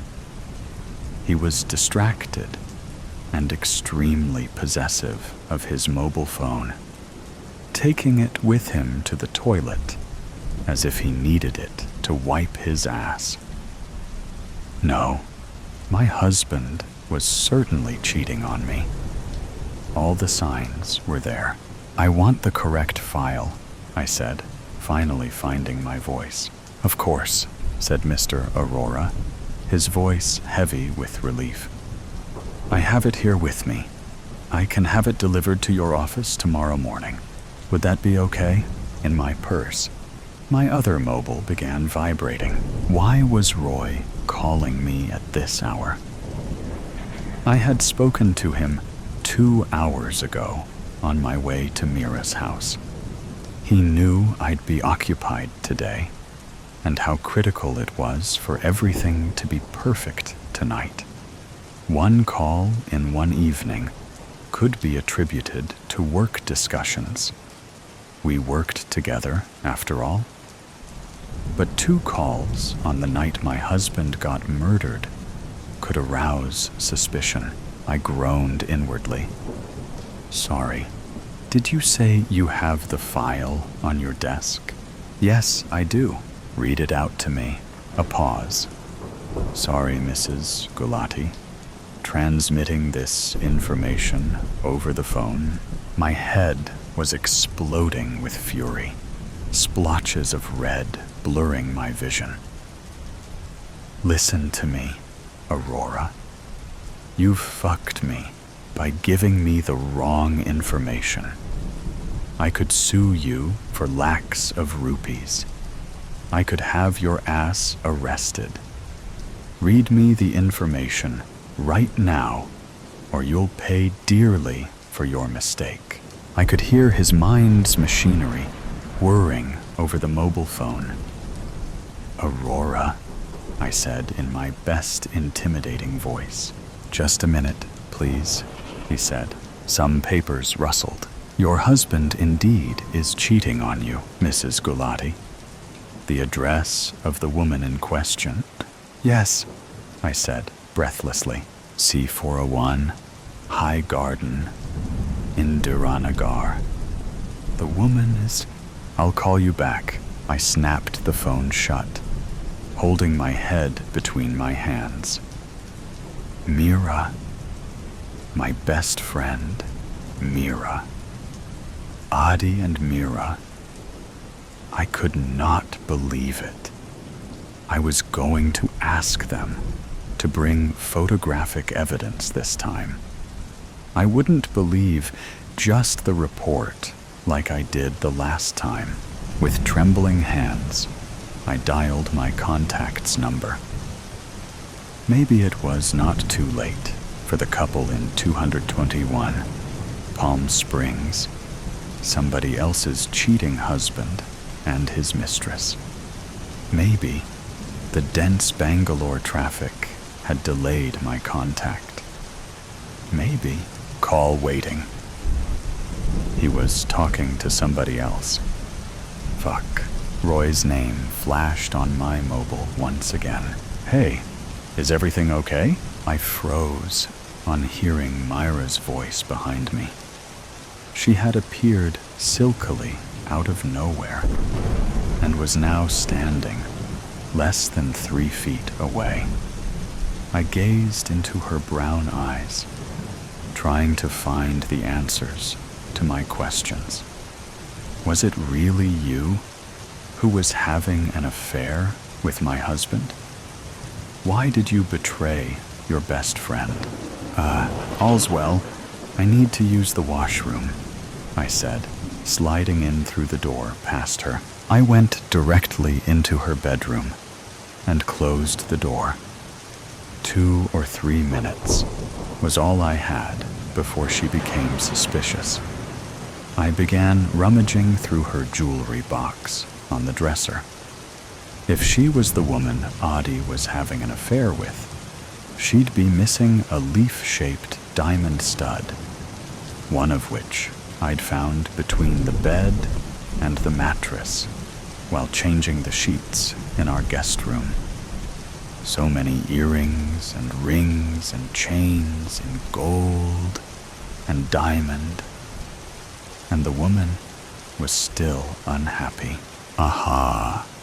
There it was. A single leaf-shaped diamond stud. Just one. I closed the jewelry box quickly and went to the washroom to splash some water on my face. So it really was true, huh? My husband and my best friend. Unimaginable.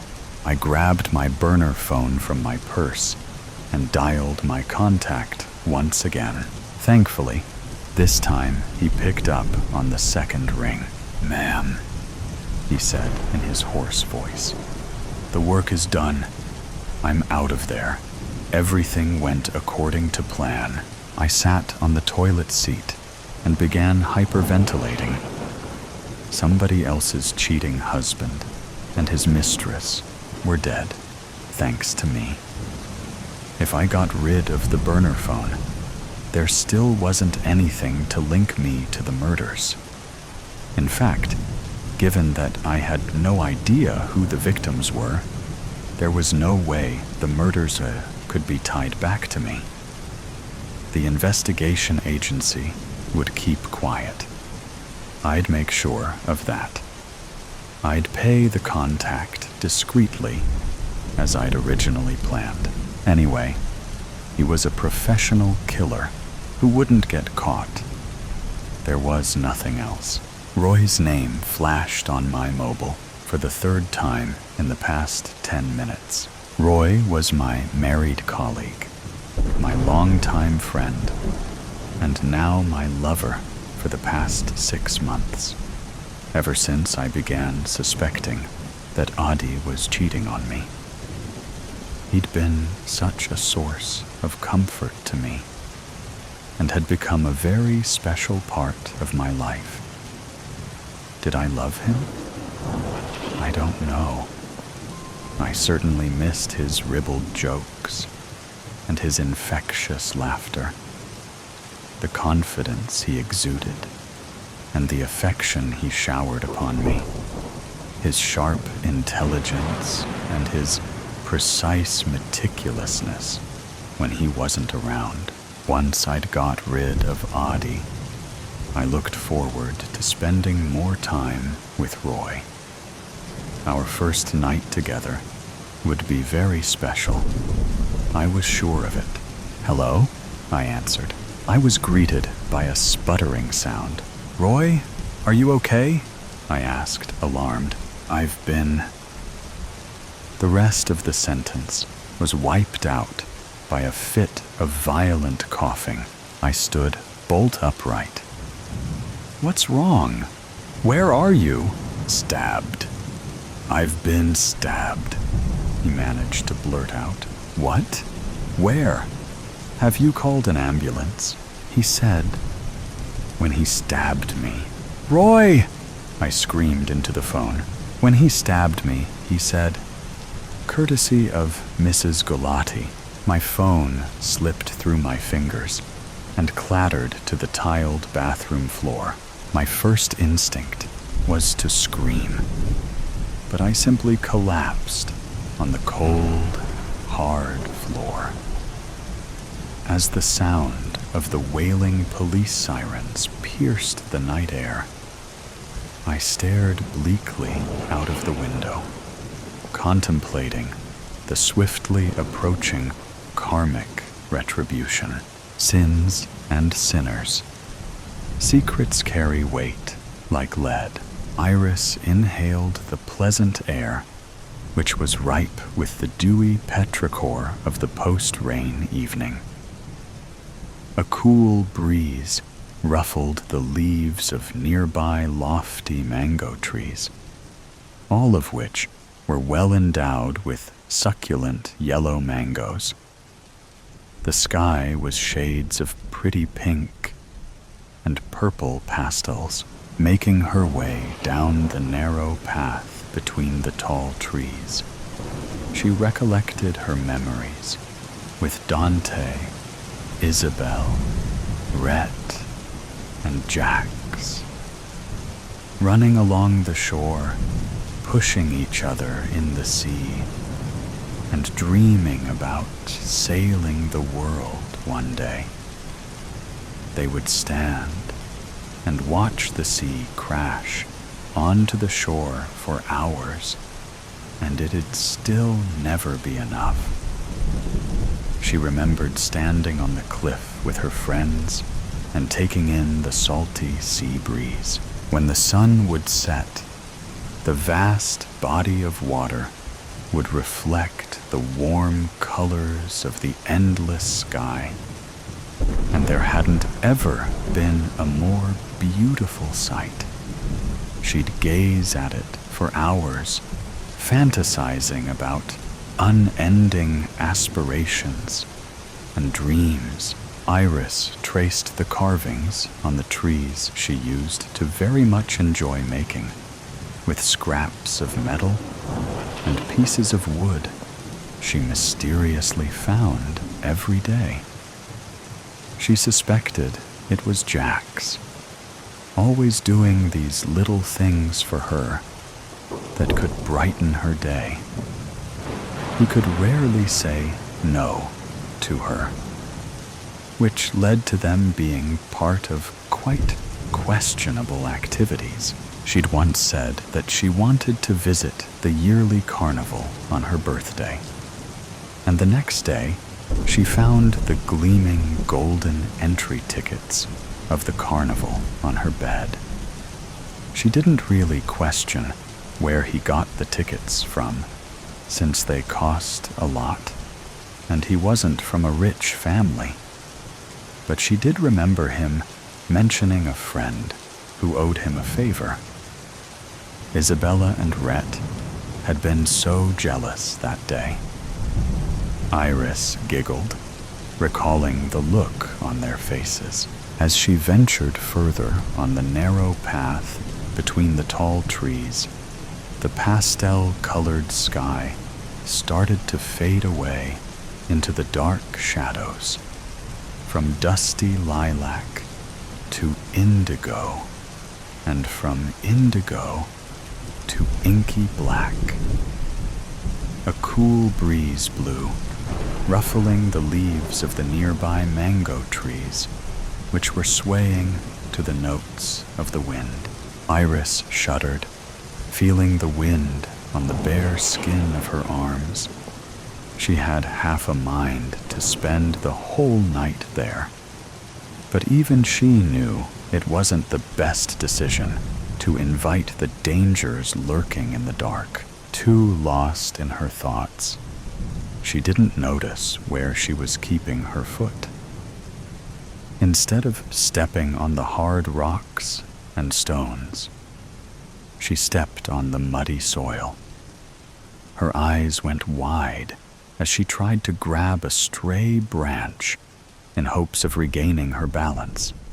But down went she, and the stray branch, with a thud. Dear Lord, things just can't go right for too long, is it? Iris internally screamed. Holding on to the bark of a nearby tree, she got back up on her feet with much difficulty and brushed off the dirt from her limbs. She looked up at the night sky, where millions of stars were in close clusters.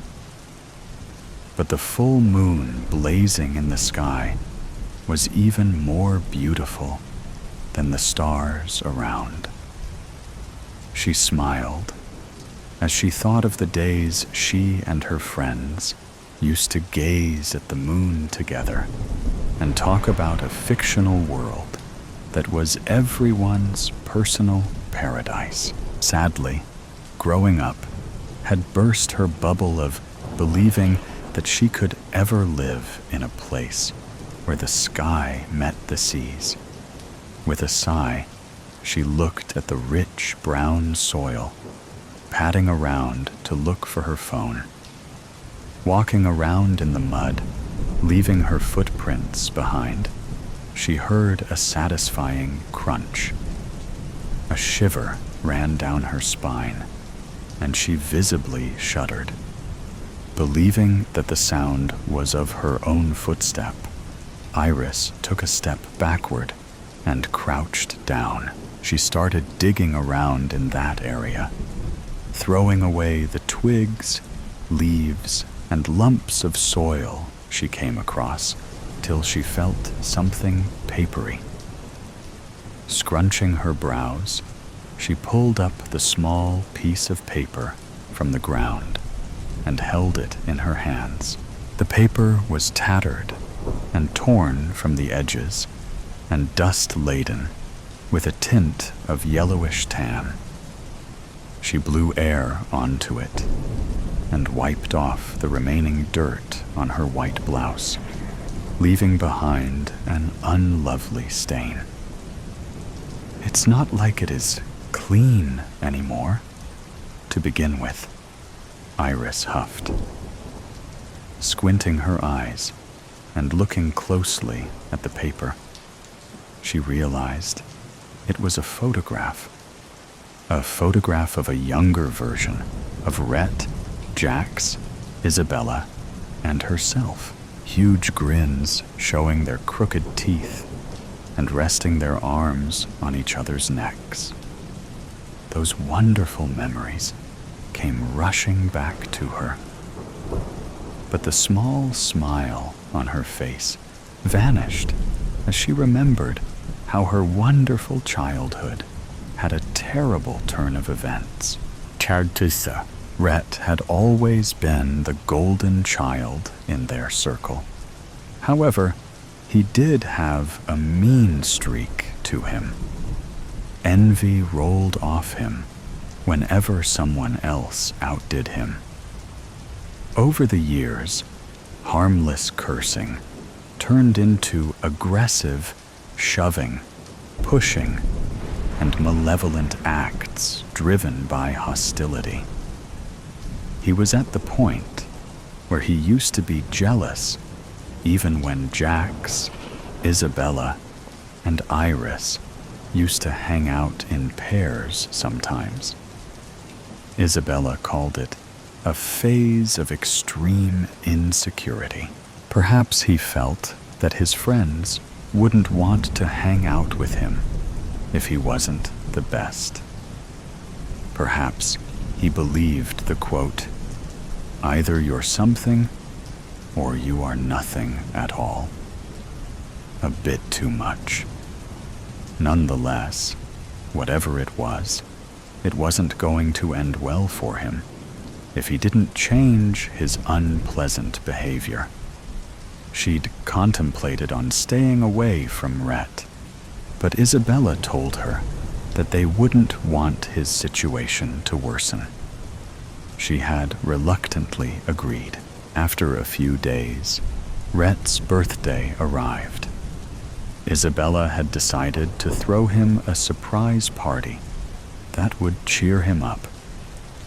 Iris and Jax helped her decorate, and all of them awaited Rhett's grand arrival. Grand was an understatement.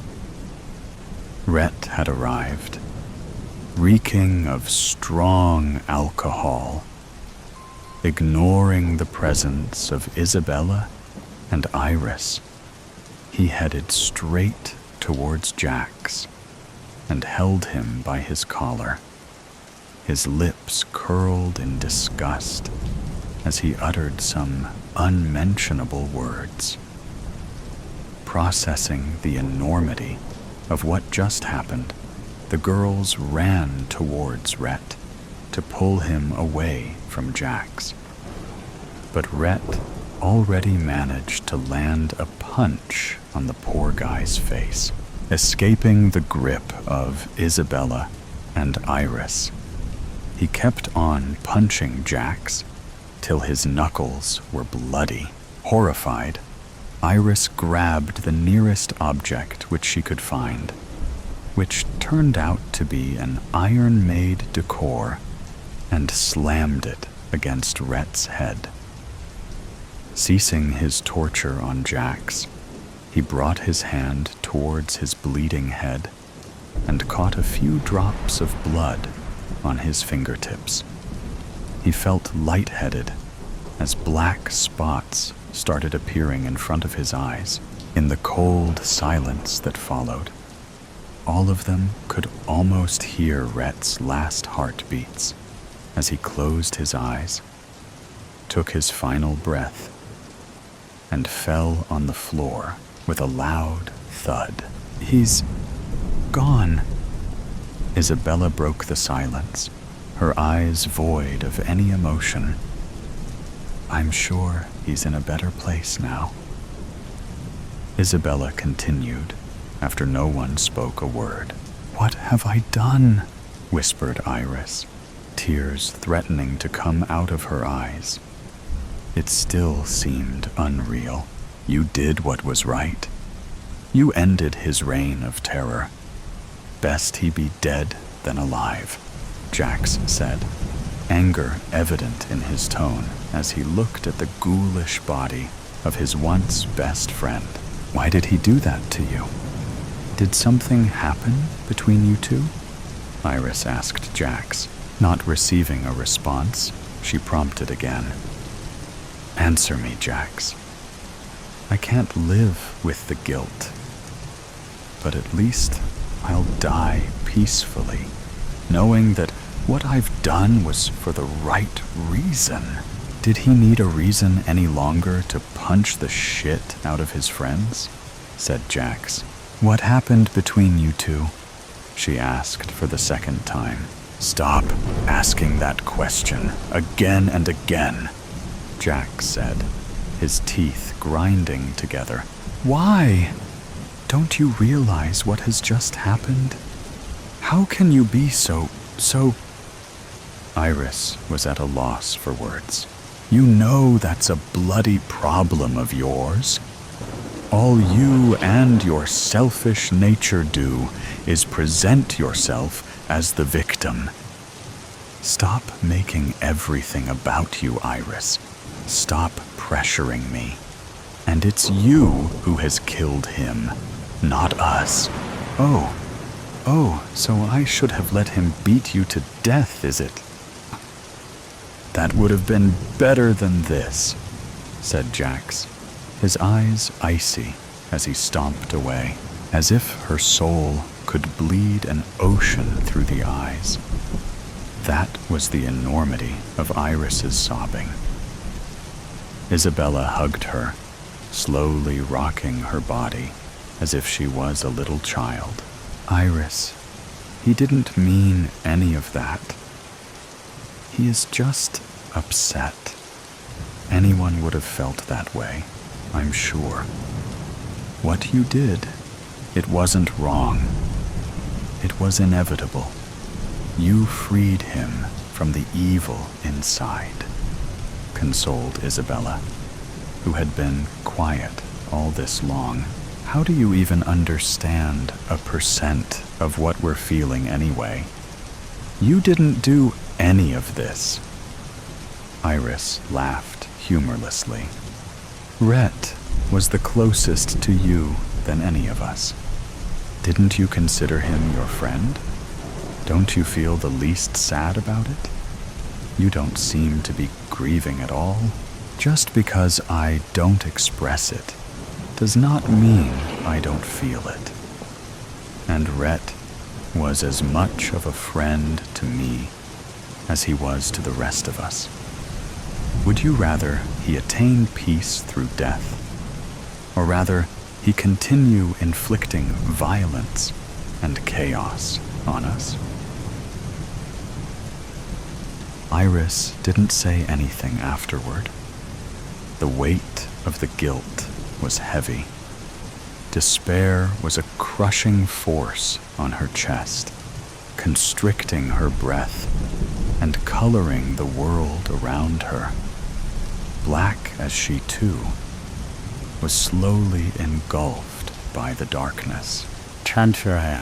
That is exactly how a tragedy like theirs breaks one's heart, making one believe that the ending might still be happy until the very last minutes. Iris flipped the photograph, returning to the present day, and read the words she had written a long time ago. Which of us could say we were more sinned against than sinning, hoodwinked? The only thing worse than tracing a witness 5 years after is to find out he has forgotten all about the crime, or at least the bits that matter. But Detective Syed was no greenhorn. He smiled at the 19-year-old who was sitting across the table devouring his second plate of chicken kafriel. So, is the chicken tangy enough? Yes, Detective. Thank you for buying me lunch. Daniel D'Souza grinned, his cheeks still plump with the spicy treat tucked in. Not at all. Thanks for agreeing to meet me here. Detective Syed swirled the sparkling water, then took another swig. It was a hot April afternoon, and Baga Beach looked bare. I know it's hard for you to talk about it, but what you can tell me can save a life. The fork fell into the green sauce, and the young man picked it back up. He wiped the corners of his mouth with the paper napkin Britos had stacked at every table, and met Detective Syed's gaze. Sir, I was just 14 at the time, and was visiting my uncle, and helped him in his gallery that sold souvenirs and other knickknacks. Detective Syed completed the statement, and cataloged the antiques. It was off-season, and he had very few customers walking in. So, you used to stay till the shop closed in the evening? Yes. And what time would it close? All shops in Panaji close around 8 p.m. I thought you knew it, the youngster snorted. So, you closed at 8 p.m. every evening? Yes. No exceptions? Not any that I can recall? Well, on the 30th of April, 2016, it was open at least till 9:30 p.m.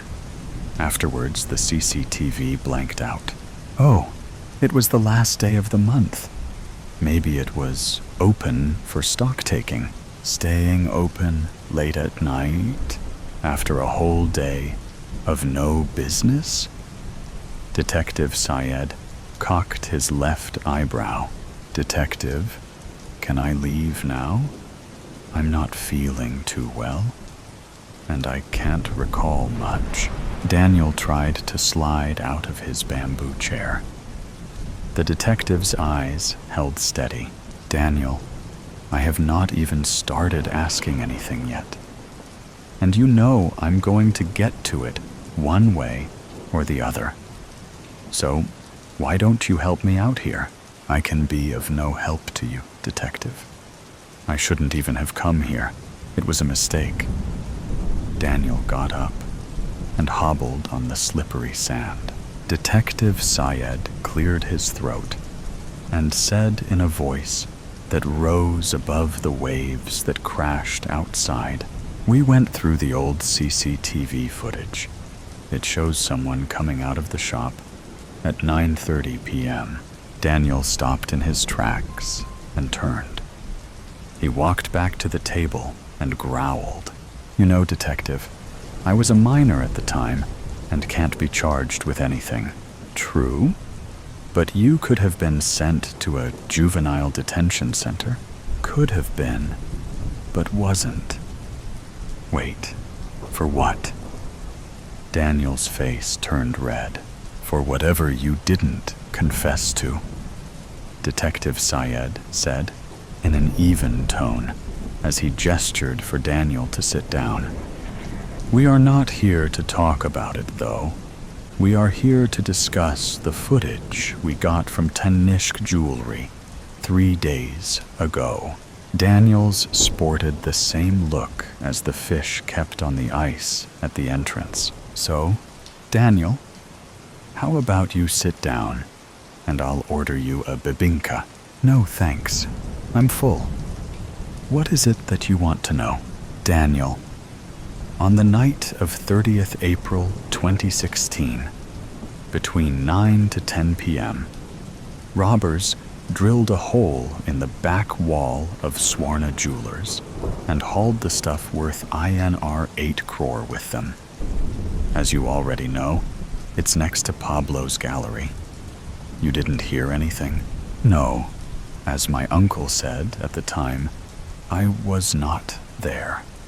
Daniel rasped through a clenched jaw, which we know now is not true. How can you say that?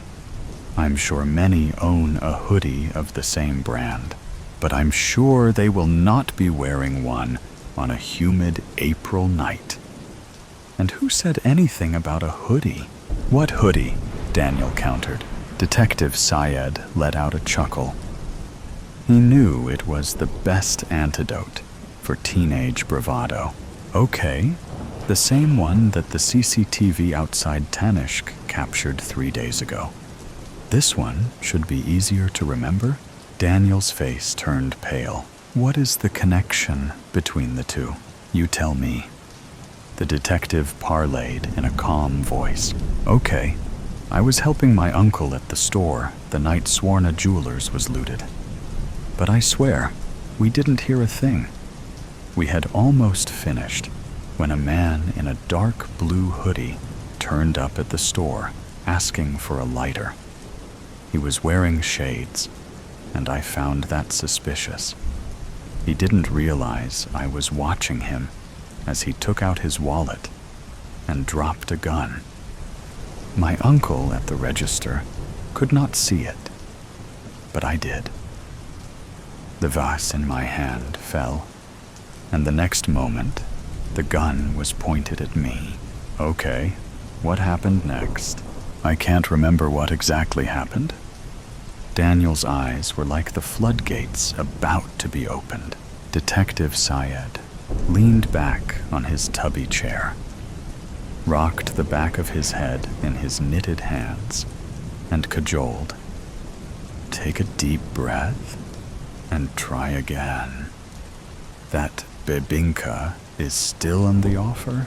I think my uncle begged him to spare me. The man asked us to turn off the CCTV and stay in the shop, and left. Was that what happened? Yes. And you left the city the next day to return after 5 years? Yes. Only the new CCTV footage we found from Tanishq across the street tells a different story. Detective Syed leaned forward and drummed his fingers on the table. Which is? Daniel sniggered. The man in the hoodie never walked out of the gallery. Daniel's eyes went wide. But you said you saw him walk out. No, it was a 14-year-old who walked out wearing a dead man's hoodie. Daniel gulped air. Detective Syed half shut his eyes, scratched his chin, and continued, and walked back into Tanishq store 3 days ago. And quite possibly other places across Goa before that. I have a theory. He was tracked down by the fellow robbers of the dead man. They made him an offer he could not refuse. Be a part of their gang, or go to juvie for murder. Daniel's face went blank. He whispered in a trembling voice, "Nice theory. I came back as I got admission into a college in the city, which is a nice cover-up. Daniel, you don't have to tell me what happened at the gallery that night. And I think I know the reason why you wore the same hoodie. Which is? Supposing your theory is correct, you wanted to be rescued. Is that a possibility?" Daniel's eyes begged, still too scared to be hopeful. Yes, if you can help nab the gang and finish eating bibinka, the breakfast murder club. A hush fell upon the gathering at the large clover-shaped mansion that Lucky the Lucky Charms leprechaun lived in. The guests looked in horror and sadness as they saw the body of the effusive leprechaun floating in the large clover-shaped pool that was located in the courtyard of the luxurious estate. Tony the Tiger, Toucan Sam, Count Chocula, Frankenberry, Buzz the Honey Nut Cheerios Bee, and Snap, Crackle, and Pop all stood silently staring at the corpse. While their first impulse was to consider it an accidental death by drowning, something about the mangled nature of the body didn't add up. Casting even further doubt on the death by drowning theory was the large metal blade protruding from Lucky's back, with blood flowing freely out of the wound and into the pool water. After a long and agonizing silence, Buzz was the first to speak. "Looks like we got ourselves a serial killer on our hands," he giggled. "Buzz, that's not fucking funny," Crackle yelled at the floating bee. "We have to figure out who did this." "Can we make sure he's really dead?" Snap inquired. "I mean, we don't know for sure, do we?" "I don't think he's alive." Toucan Sam flew over the pool to examine the corpse from above. "He's not breathing." He flew back to his room and retrieved a large life preserver shaped like a red Fruit Loop, then tossed it into the pool next to Lucky. But there was no movement from the leprechaun. "Come on, Lucky." The body still did not stir. "He's dead," Tony lamented. "But who would want to kill Lucky?" Count Chocula asked. "Lucky didn't have an enemy in the world." "Well, that's not totally true." Pop shook his head. "I can think of a few people who would have wanted to do away with Lucky."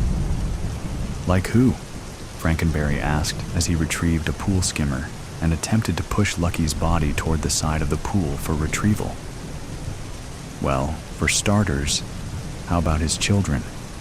Lucky had quite an estate and lots of estranged children thanks to his fondness for Irish hookers. Those kids always chasing him in the commercials? They were his own offspring. They were always after his lucky child support payments." "Yes, Lucky was loaded," Buzz blurted out. "He had it all. Cash, stocks, and bonds. Bitcoin and doubloons, pots of gold, Swiss bank accounts, and real estate investment boons. But I didn't see any kids come into this house today, Sam interjected. Or anyone else, for that matter. He paused. Let's face it, one of us is the killer. The rest of the mascots stood silent for a moment. Finally, Snap ventured a comment. So, which one of us would have had a motive to kill Lucky? We were all his friends, his most trusted buddies. We've all been through thick and thin together. Whether we work for Kellogg's or General Mills, we've all had the same goal of selling the world's children onto delicious, sugary cereal, so they don't end up with that bland, nutritious oatmeal their parents want them to eat. How could any of us stoop to something like this? Well, there's one mascot here I think could have done this, Sam proposed. He pointed at the Frosted Flakes guru. Tony. He's had it in for the beloved leprechaun for a long time. Hey, I wouldn't kill anybody, Tony protested. Oh, you wouldn't. Frankenberry sneered at the large cartoon tiger. Like you didn't make your displeasure known about Lucky's Asian safaris that you claim are decimating your kind, especially with your criminal history. Remember all those game hunters they found outside your house? Those maulings were expunged from my record. Tony frantically tried to steer the accusations elsewhere. It was probably the toucan who did it. That's right, Buzz agreed. Remember, Sam, how you threatened Lucky on social media and you had to put out a public apology before Kellogg's would let you appear in commercials again?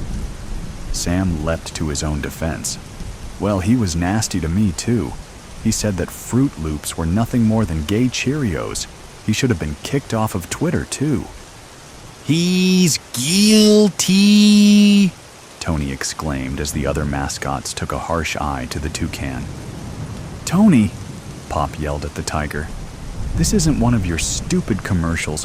Why do you always talk like that? I had a stroke, Tony declared. This is a total witch hunt, Sam screamed. If I killed Lucky, you think I'd just leave his body in the pool for everyone to find? I'm a fucking bird. I could easily take him anywhere to dispose of the evidence. He looked around at his accusers. It was probably Chocula. Lucky had the goods on him, and the Count knew it. The crowd gasped, turning to the chocolatey vampire, who backed away slowly from all of them, except for his ward, Frankenberry. I don't know what you're talking about. I did not do anything. Lucky did not have anything on me. Oh yeah? Sam sneered at the Count. You knew that Lucky knew about your holdings in cocoa production companies operating in West Africa. Lucky knew that you were profiteering from child slave labor, using children to produce the chocolate used in your cereal. He was going to go to the papers about it, and he also knew about your little dalliances with European figures of royalty and your alleged ties to murderous East European strongmen like Vlad the Impaler and Ivan the Terrible. But what really made Lucky decide to come clean with everything he knew about you was a laptop he found in your castle, proving your involvement with Russia's invasion of Ukraine. You, sir, have a long and very bloody history, and Lucky was about to blow it all up for the world to see. That is why you killed him. You seriously did all of that? Snap gaped at Chocula. You should take a good hard look in whatever it is you vampires use instead of a mirror. I did not kill Lucky, the Count vigorously declared. And all that stuff is also a lie. Lucky vanted to frame me because I was always his biggest competition for cereals with marshmallows shaped like weird crap in them. I think we need to examine where the three little elves stand with all this, Frankenberry said. Snap, crackle, and pop. Maybe one of you snapped, then another one of you cackled, and then the third of you popped. Okay, what's our motive? Pop asked belligerently. Lucky and us go back many years. Us little guys gotta stick together, you know?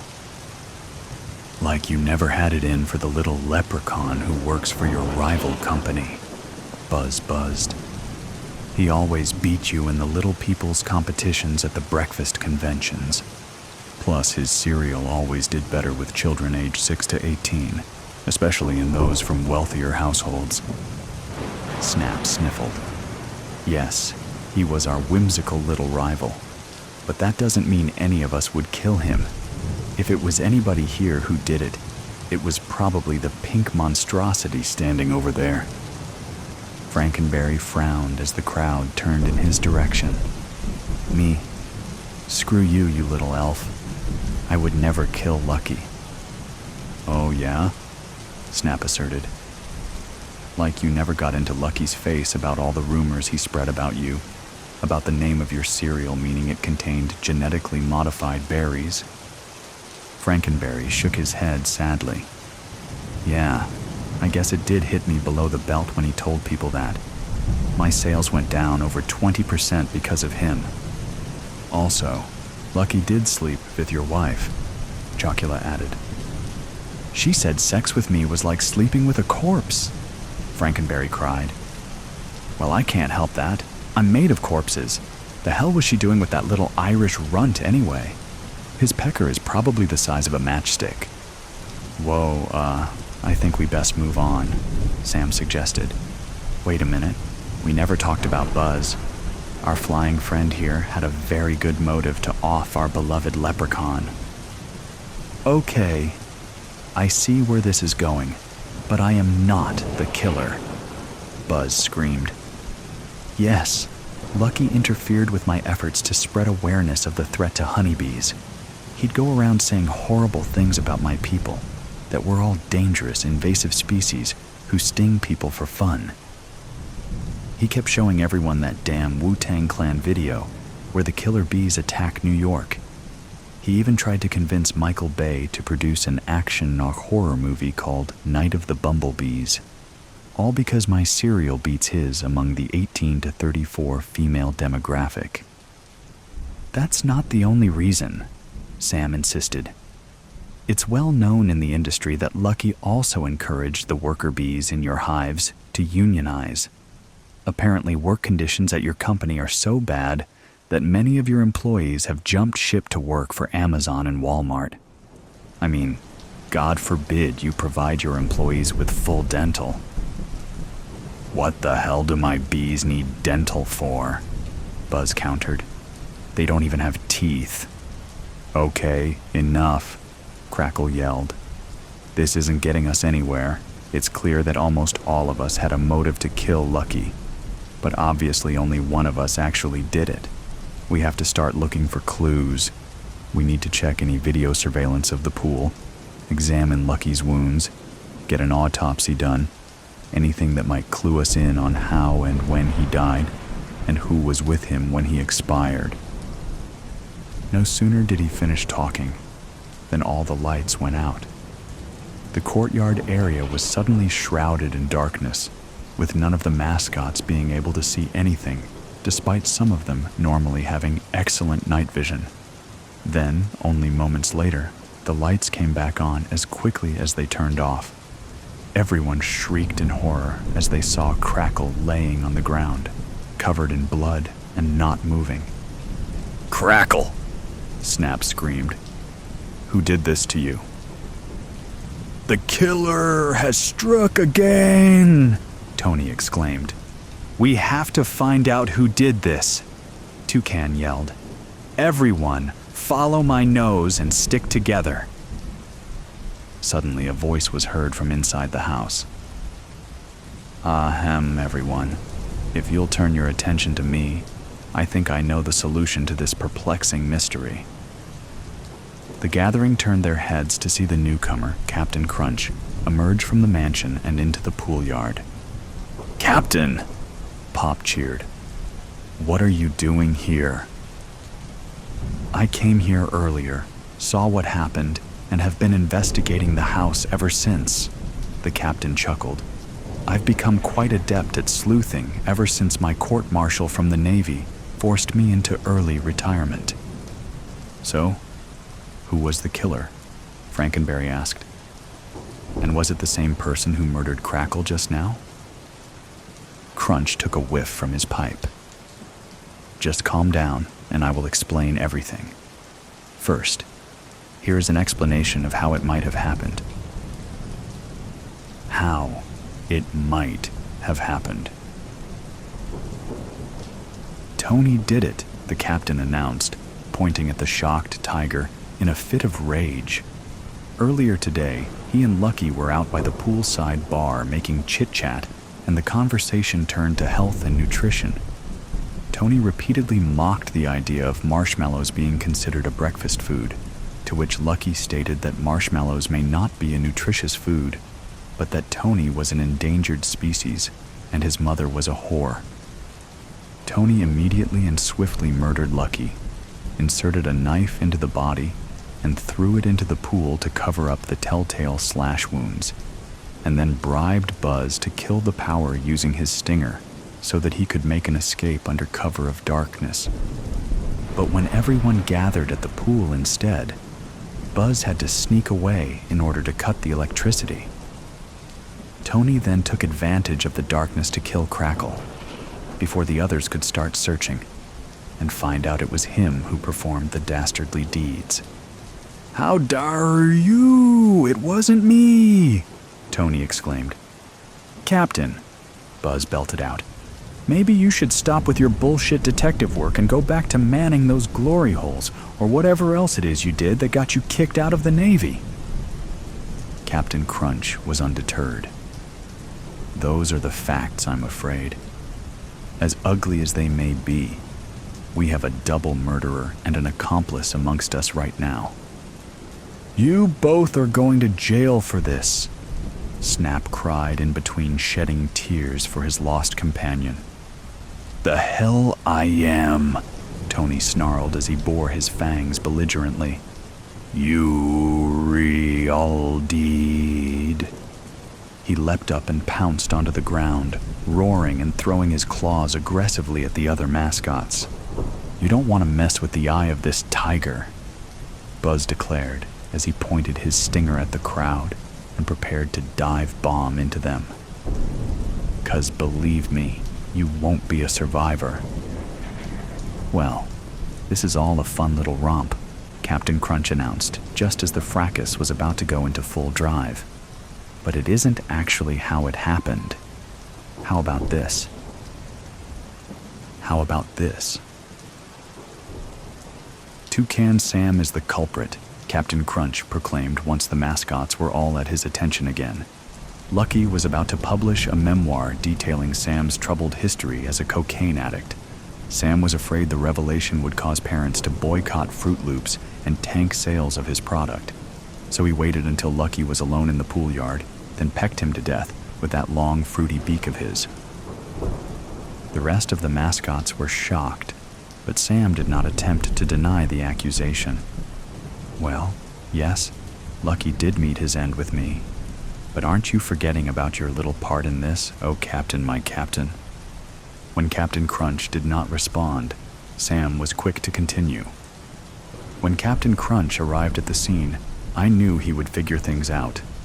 So, I blackmailed him into covering up this crime by threatening to reveal to everyone his association with Jeffrey Epstein. So while we were all arguing back here, Crunch cut the power so that I could kill Crackle and take the heat off of myself for long enough to smuggle Lucky's body away from the house. But guess what, Captain? Our deal is off. You weren't supposed to reveal yourself in this manner, and now we're both fucked." "I too can. That is so," Captain Crunch proclaimed. "There is indeed a lesson in all this. Blackmail and hidden secrets are tempting to use, but are as dangerous to their wielders as they are to their targets. But do not despair, Toucan, for that is also not how it happened. Here is the real solution to this mystery." What really happened? "No one killed Lucky," the captain announced. "In the interval before his body was discovered by you all, I conducted a thorough examination. Though it may look like foul play, his death was actually caused by drowning as a result of acute alcohol poisoning, brought about by his ethnicity, as well as his despondency over losing yet another child paternity case, this time to a Brooklyn mother of 4. The rest of the serial mascots murmured. But then why was the body still in the pool, with the knife in his back, when we found him? Frankenberry asked. Suddenly Crackle rose to his feet, brushing himself off as he laughed. Thank the captain's cunning for that one. He cackled as Captain Crunch glared at him with eyes wide open. Crackle, what the hell, man? You totally stuck the knife in my back. Give it a rest, Cap. You did that yourself. Crackle started licking up the ketchup he had covered himself with as part of the ruse.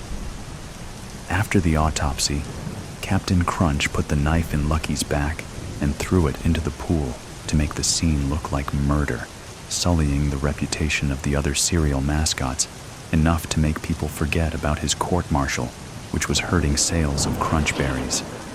I was in on the scheme as well, because he promised to help me convince the bigwigs at Kellogg's to bring back Rice Krispie Treats cereal, which we all know was the bomb.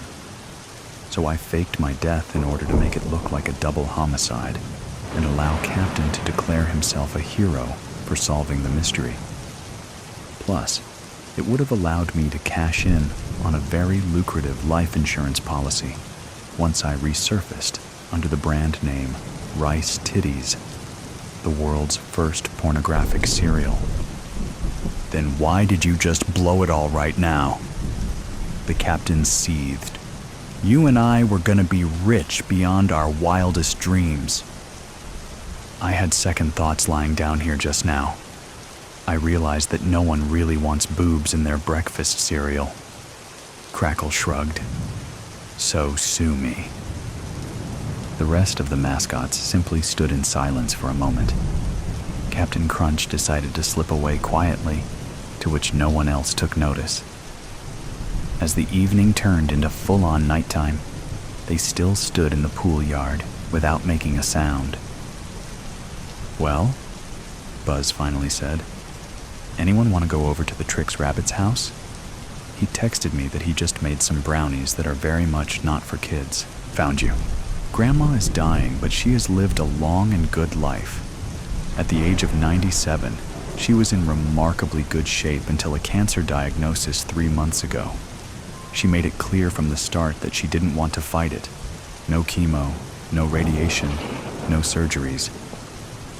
Just keep me comfortable and let me die in my own home, was all she asked. My sister, Lori, and I were supposed to be taking turns staying with her in her house, but Lori works a lot. I am basically staying here full-time. Fortunately, my job is a remote research position. Grandma was skeptical when I told her that I could work from home, or from her house, or wherever I happened to be. For her, a job is a place to go every day, not something you can do just by opening up your laptop. I set up a makeshift office at her dining room table. After working in silence for a few hours, I decide to check on Grandma. Sure enough, she is asleep in her room. I have noticed that she is sleeping more and has more episodes of confusion. Hospice comes by once a day to check her vitals, see if she needs more meds, and let us know how she is doing.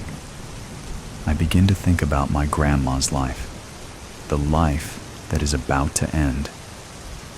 I need to think about that, about the obituary anyway. I begin making some notes. Born Annie Lee Morton in 1928 to Deborah and Leroy Morton, she grew up in Smith County.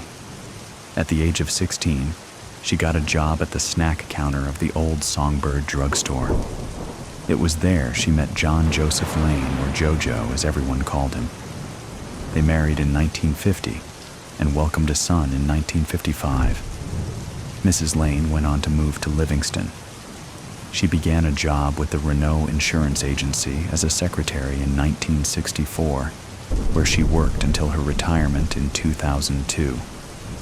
In her retirement, Mrs. Lane remained active with the local theater, as a library volunteer, and with local charities. Many in the community remember her warmly. She was preceded in death by her son, Jacob Lane, several years ago. She is survived by his daughters, Lori and Maddie Lane. I stare at the notes in front of me. I can't believe that is all there is. After 97 years, there should be more. I look out the window. The backyard is filled with dry brown leaves. My grandmother always kept everything so tidy, and the yard was no exception. Until the cancer, she raked those leaves herself. If she looks out her bedroom window, she will see how neglected the yard is, I think.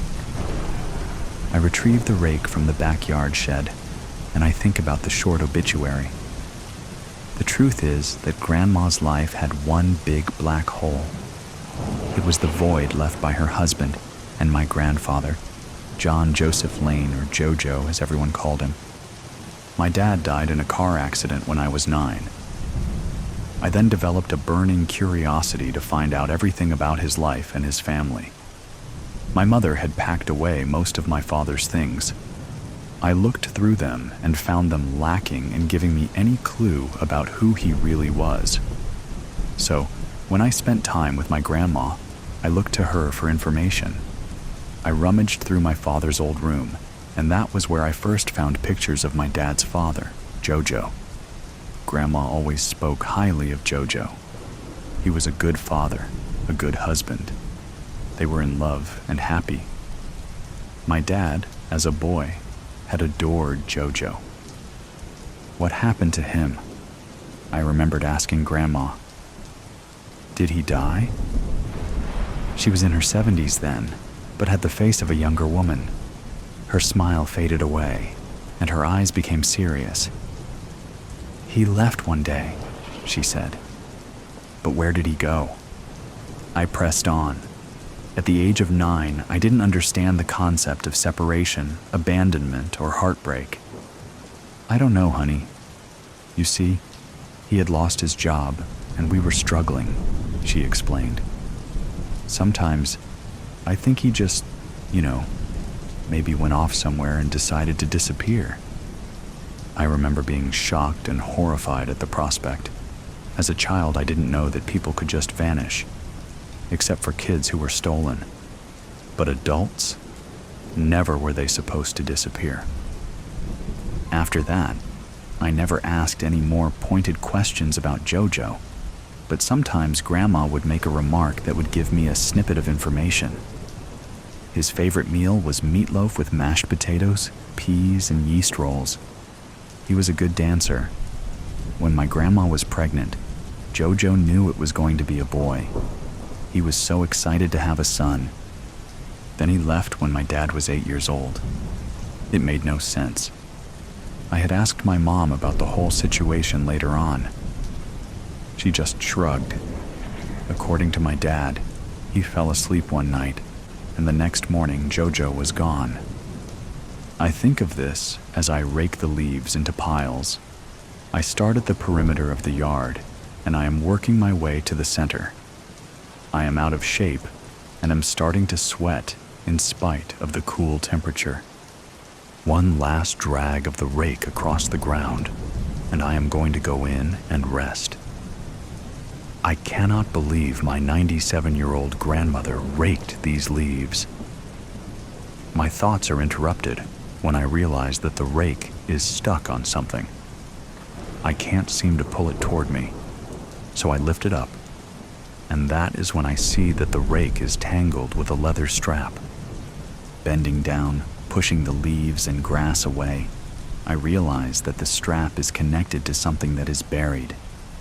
I pull harder on the strap, and I feel something give way, but it is deep. Retrieving a small garden trowel from the shed, I dig until I can make out the top of a leather bag. After a few minutes of pulling and digging, I get the item out. It is an old leather purse, stiff, scratched and caked with mud. The clasp on top is an old clasp. the kind with two metal pieces that wrap around each other and make a snap sound when they are forced closed. It is rusty, but after some effort, I managed to pry the purse open.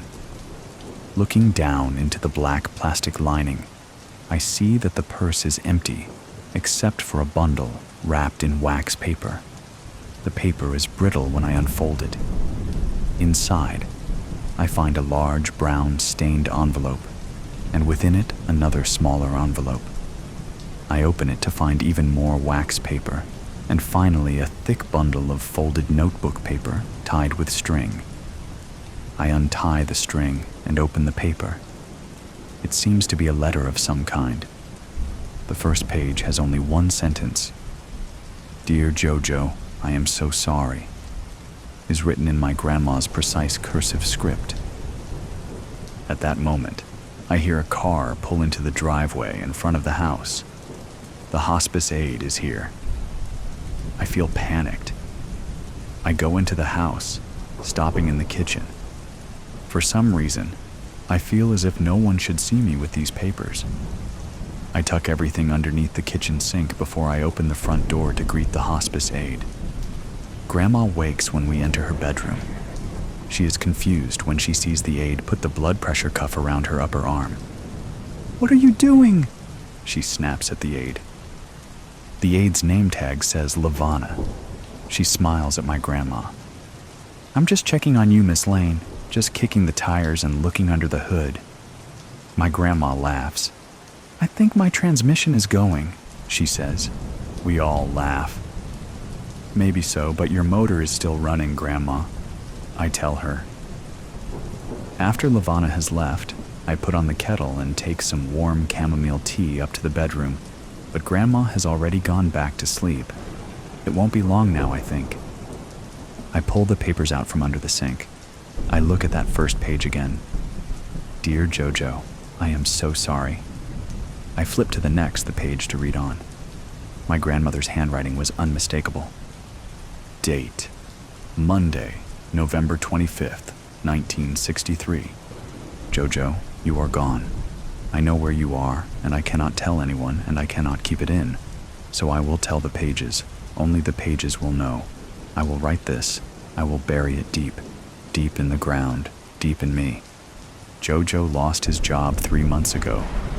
He was working for Wilhelm's Furniture. He had been there for years. But then the owner died and the place shut down, laid everyone off. At first, we weren't worried. But then, when Jojo started trying to find work, he couldn't. No one was hiring. Not the factories, not the stores. Then, we got behind on rent.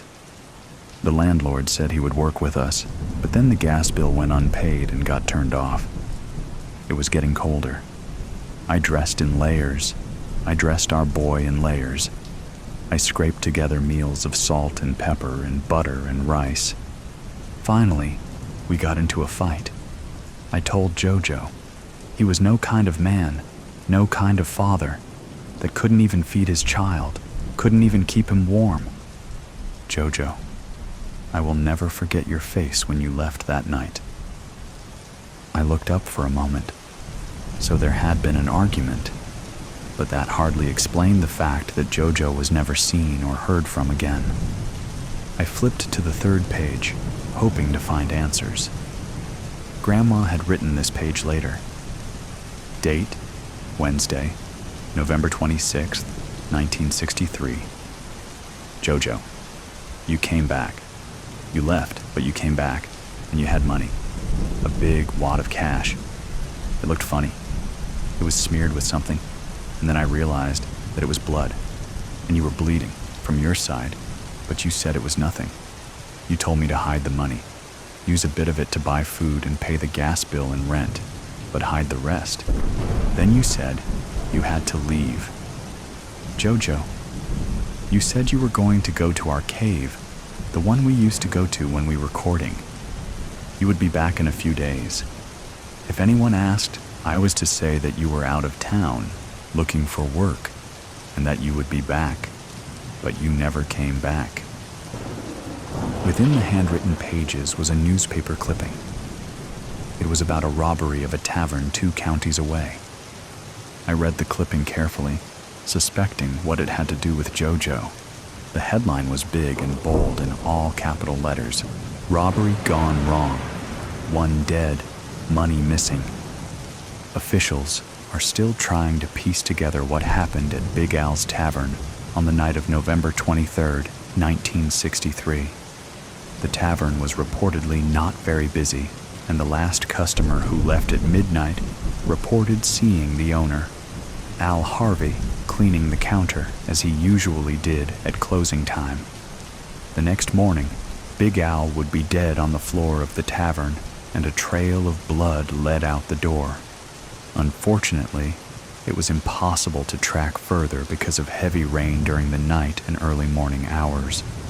Eyewitness accounts state that a man in a red-checked shirt was seen running into the woods behind the tavern.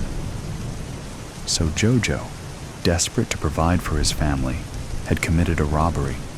It was almost heroic, but I couldn't push away the grim thought that he had somehow killed a man in the process.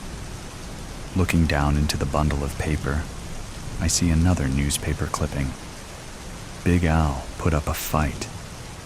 Sheriff Ernest Glenn stated in an interview that officers have been able to figure out what probably happened during the robbery at Big Al's Tavern on the fateful night of November 23rd, just 1 day after the assassination of our president. While the nation was in mourning, someone entered Big Al's just after closing to rob the tavern. Big Al was no pushover, however, and had other plans for the perpetrator. From the amount of blood spilled, it looked as if the unknown assailant was stabbed deeply, at least once. Unfortunately, Big Al was injured during the struggle and died of a head injury sustained when fell and hit the wooden bar top on the way down. Sheriff Glenn made this statement: "Wherever the assailant is, he will be looking for a hospital. He is going to have to get patched up somewhere. We will find him. It doesn't matter if Al died from the fall.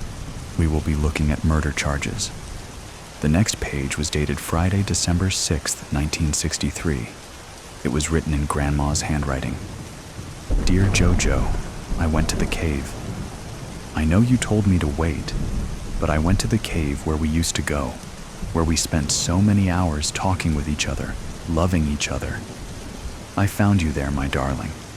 At first I was relieved to see you, sitting against the wall. Then I saw the blood that had poured out of you, your eyes unseeing, your skin marble cold, and there you were in front of me, and gone at the same time. I will tell no one. I love you, and I will tell no one what you did or where you are. Goodbye, my love." After that, she had written one more thing: $5,576. I guess that must have been how much JoJo had gotten from the robbery. I was stunned. It was all here, the solution to our family mystery. JoJo had committed a robbery to keep his family fed and warm. A fight between him and owner of the business ensued.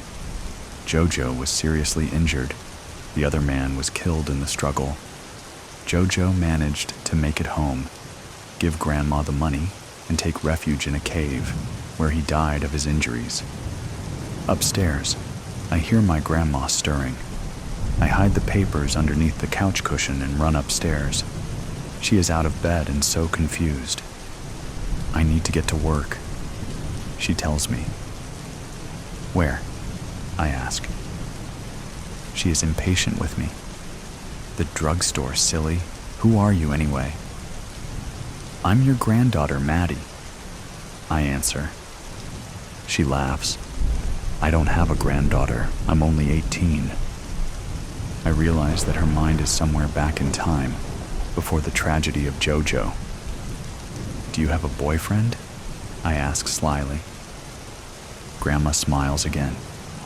His name is JoJo. He is so handsome. He takes me courting in the cave behind the old Myers farm sometimes. We can be alone there. Then the smile fades. Where am I? She asks. I tell her she is home and I help her back to the bed. That is the last time she speaks. Grandma dies the next night. I hide the letters at my own apartment and never tell anyone about them. It took me a few days looking through old property records to figure out where the old Myers farm had been. A mall sits there now, but it is long since closed and abandoned. The woods behind it are still intact. I waited for the weather to warm up and decided to hike out there. I found the cave. There was graffiti and a bit of trash near the entrance.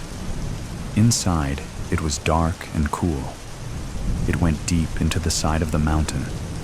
I had brought a long spool of fishing line, attached it to a tree outside, and unwound it as I walked deeper into the dark abyss. I didn't know how big it was, and I didn't want to lose my way. I moved my flashlight through the dark, and when I saw nothing, I kept walking. Then I noticed a shaft of sunlight coming through a crack in the rocks. I walked toward this light and found myself in a separate chamber. At first I thought it was empty too. Then I spotted the still human figure sitting propped against a large boulder. The bones of Jojo Lane still sit. He still wears the black cowboy boots, the blue jeans, and red checked button-up shirt he put on one morning in November of 1963. The skull grins and a skeletal hand is reaching out toward me. I kneel and look at the empty eye sockets. "Found you," I say. Jojo doesn't reply. I sit with my grandfather for a while. The cave is still. The sunlight begins to fade. I reach over to hold the skeletal hand. I think long and hard what to do. Should I alert the police? Should I make an anonymous report? Should I tell my sister and my mom? Then I realize I don't have to decide today. He has been here for decades. A few more years won't hurt. I will leave him alone for now. As I rise from the floor of the cave, I can almost feel him looking at me. I turn around, half expecting him to animate, to tell me not to go yet. The skeleton still sits, expecting nothing, asking nothing. I tell Jojo goodbye and turn to follow my fishing line through the dark cave and back into the present, leaving Jojo to sit where the past had left him.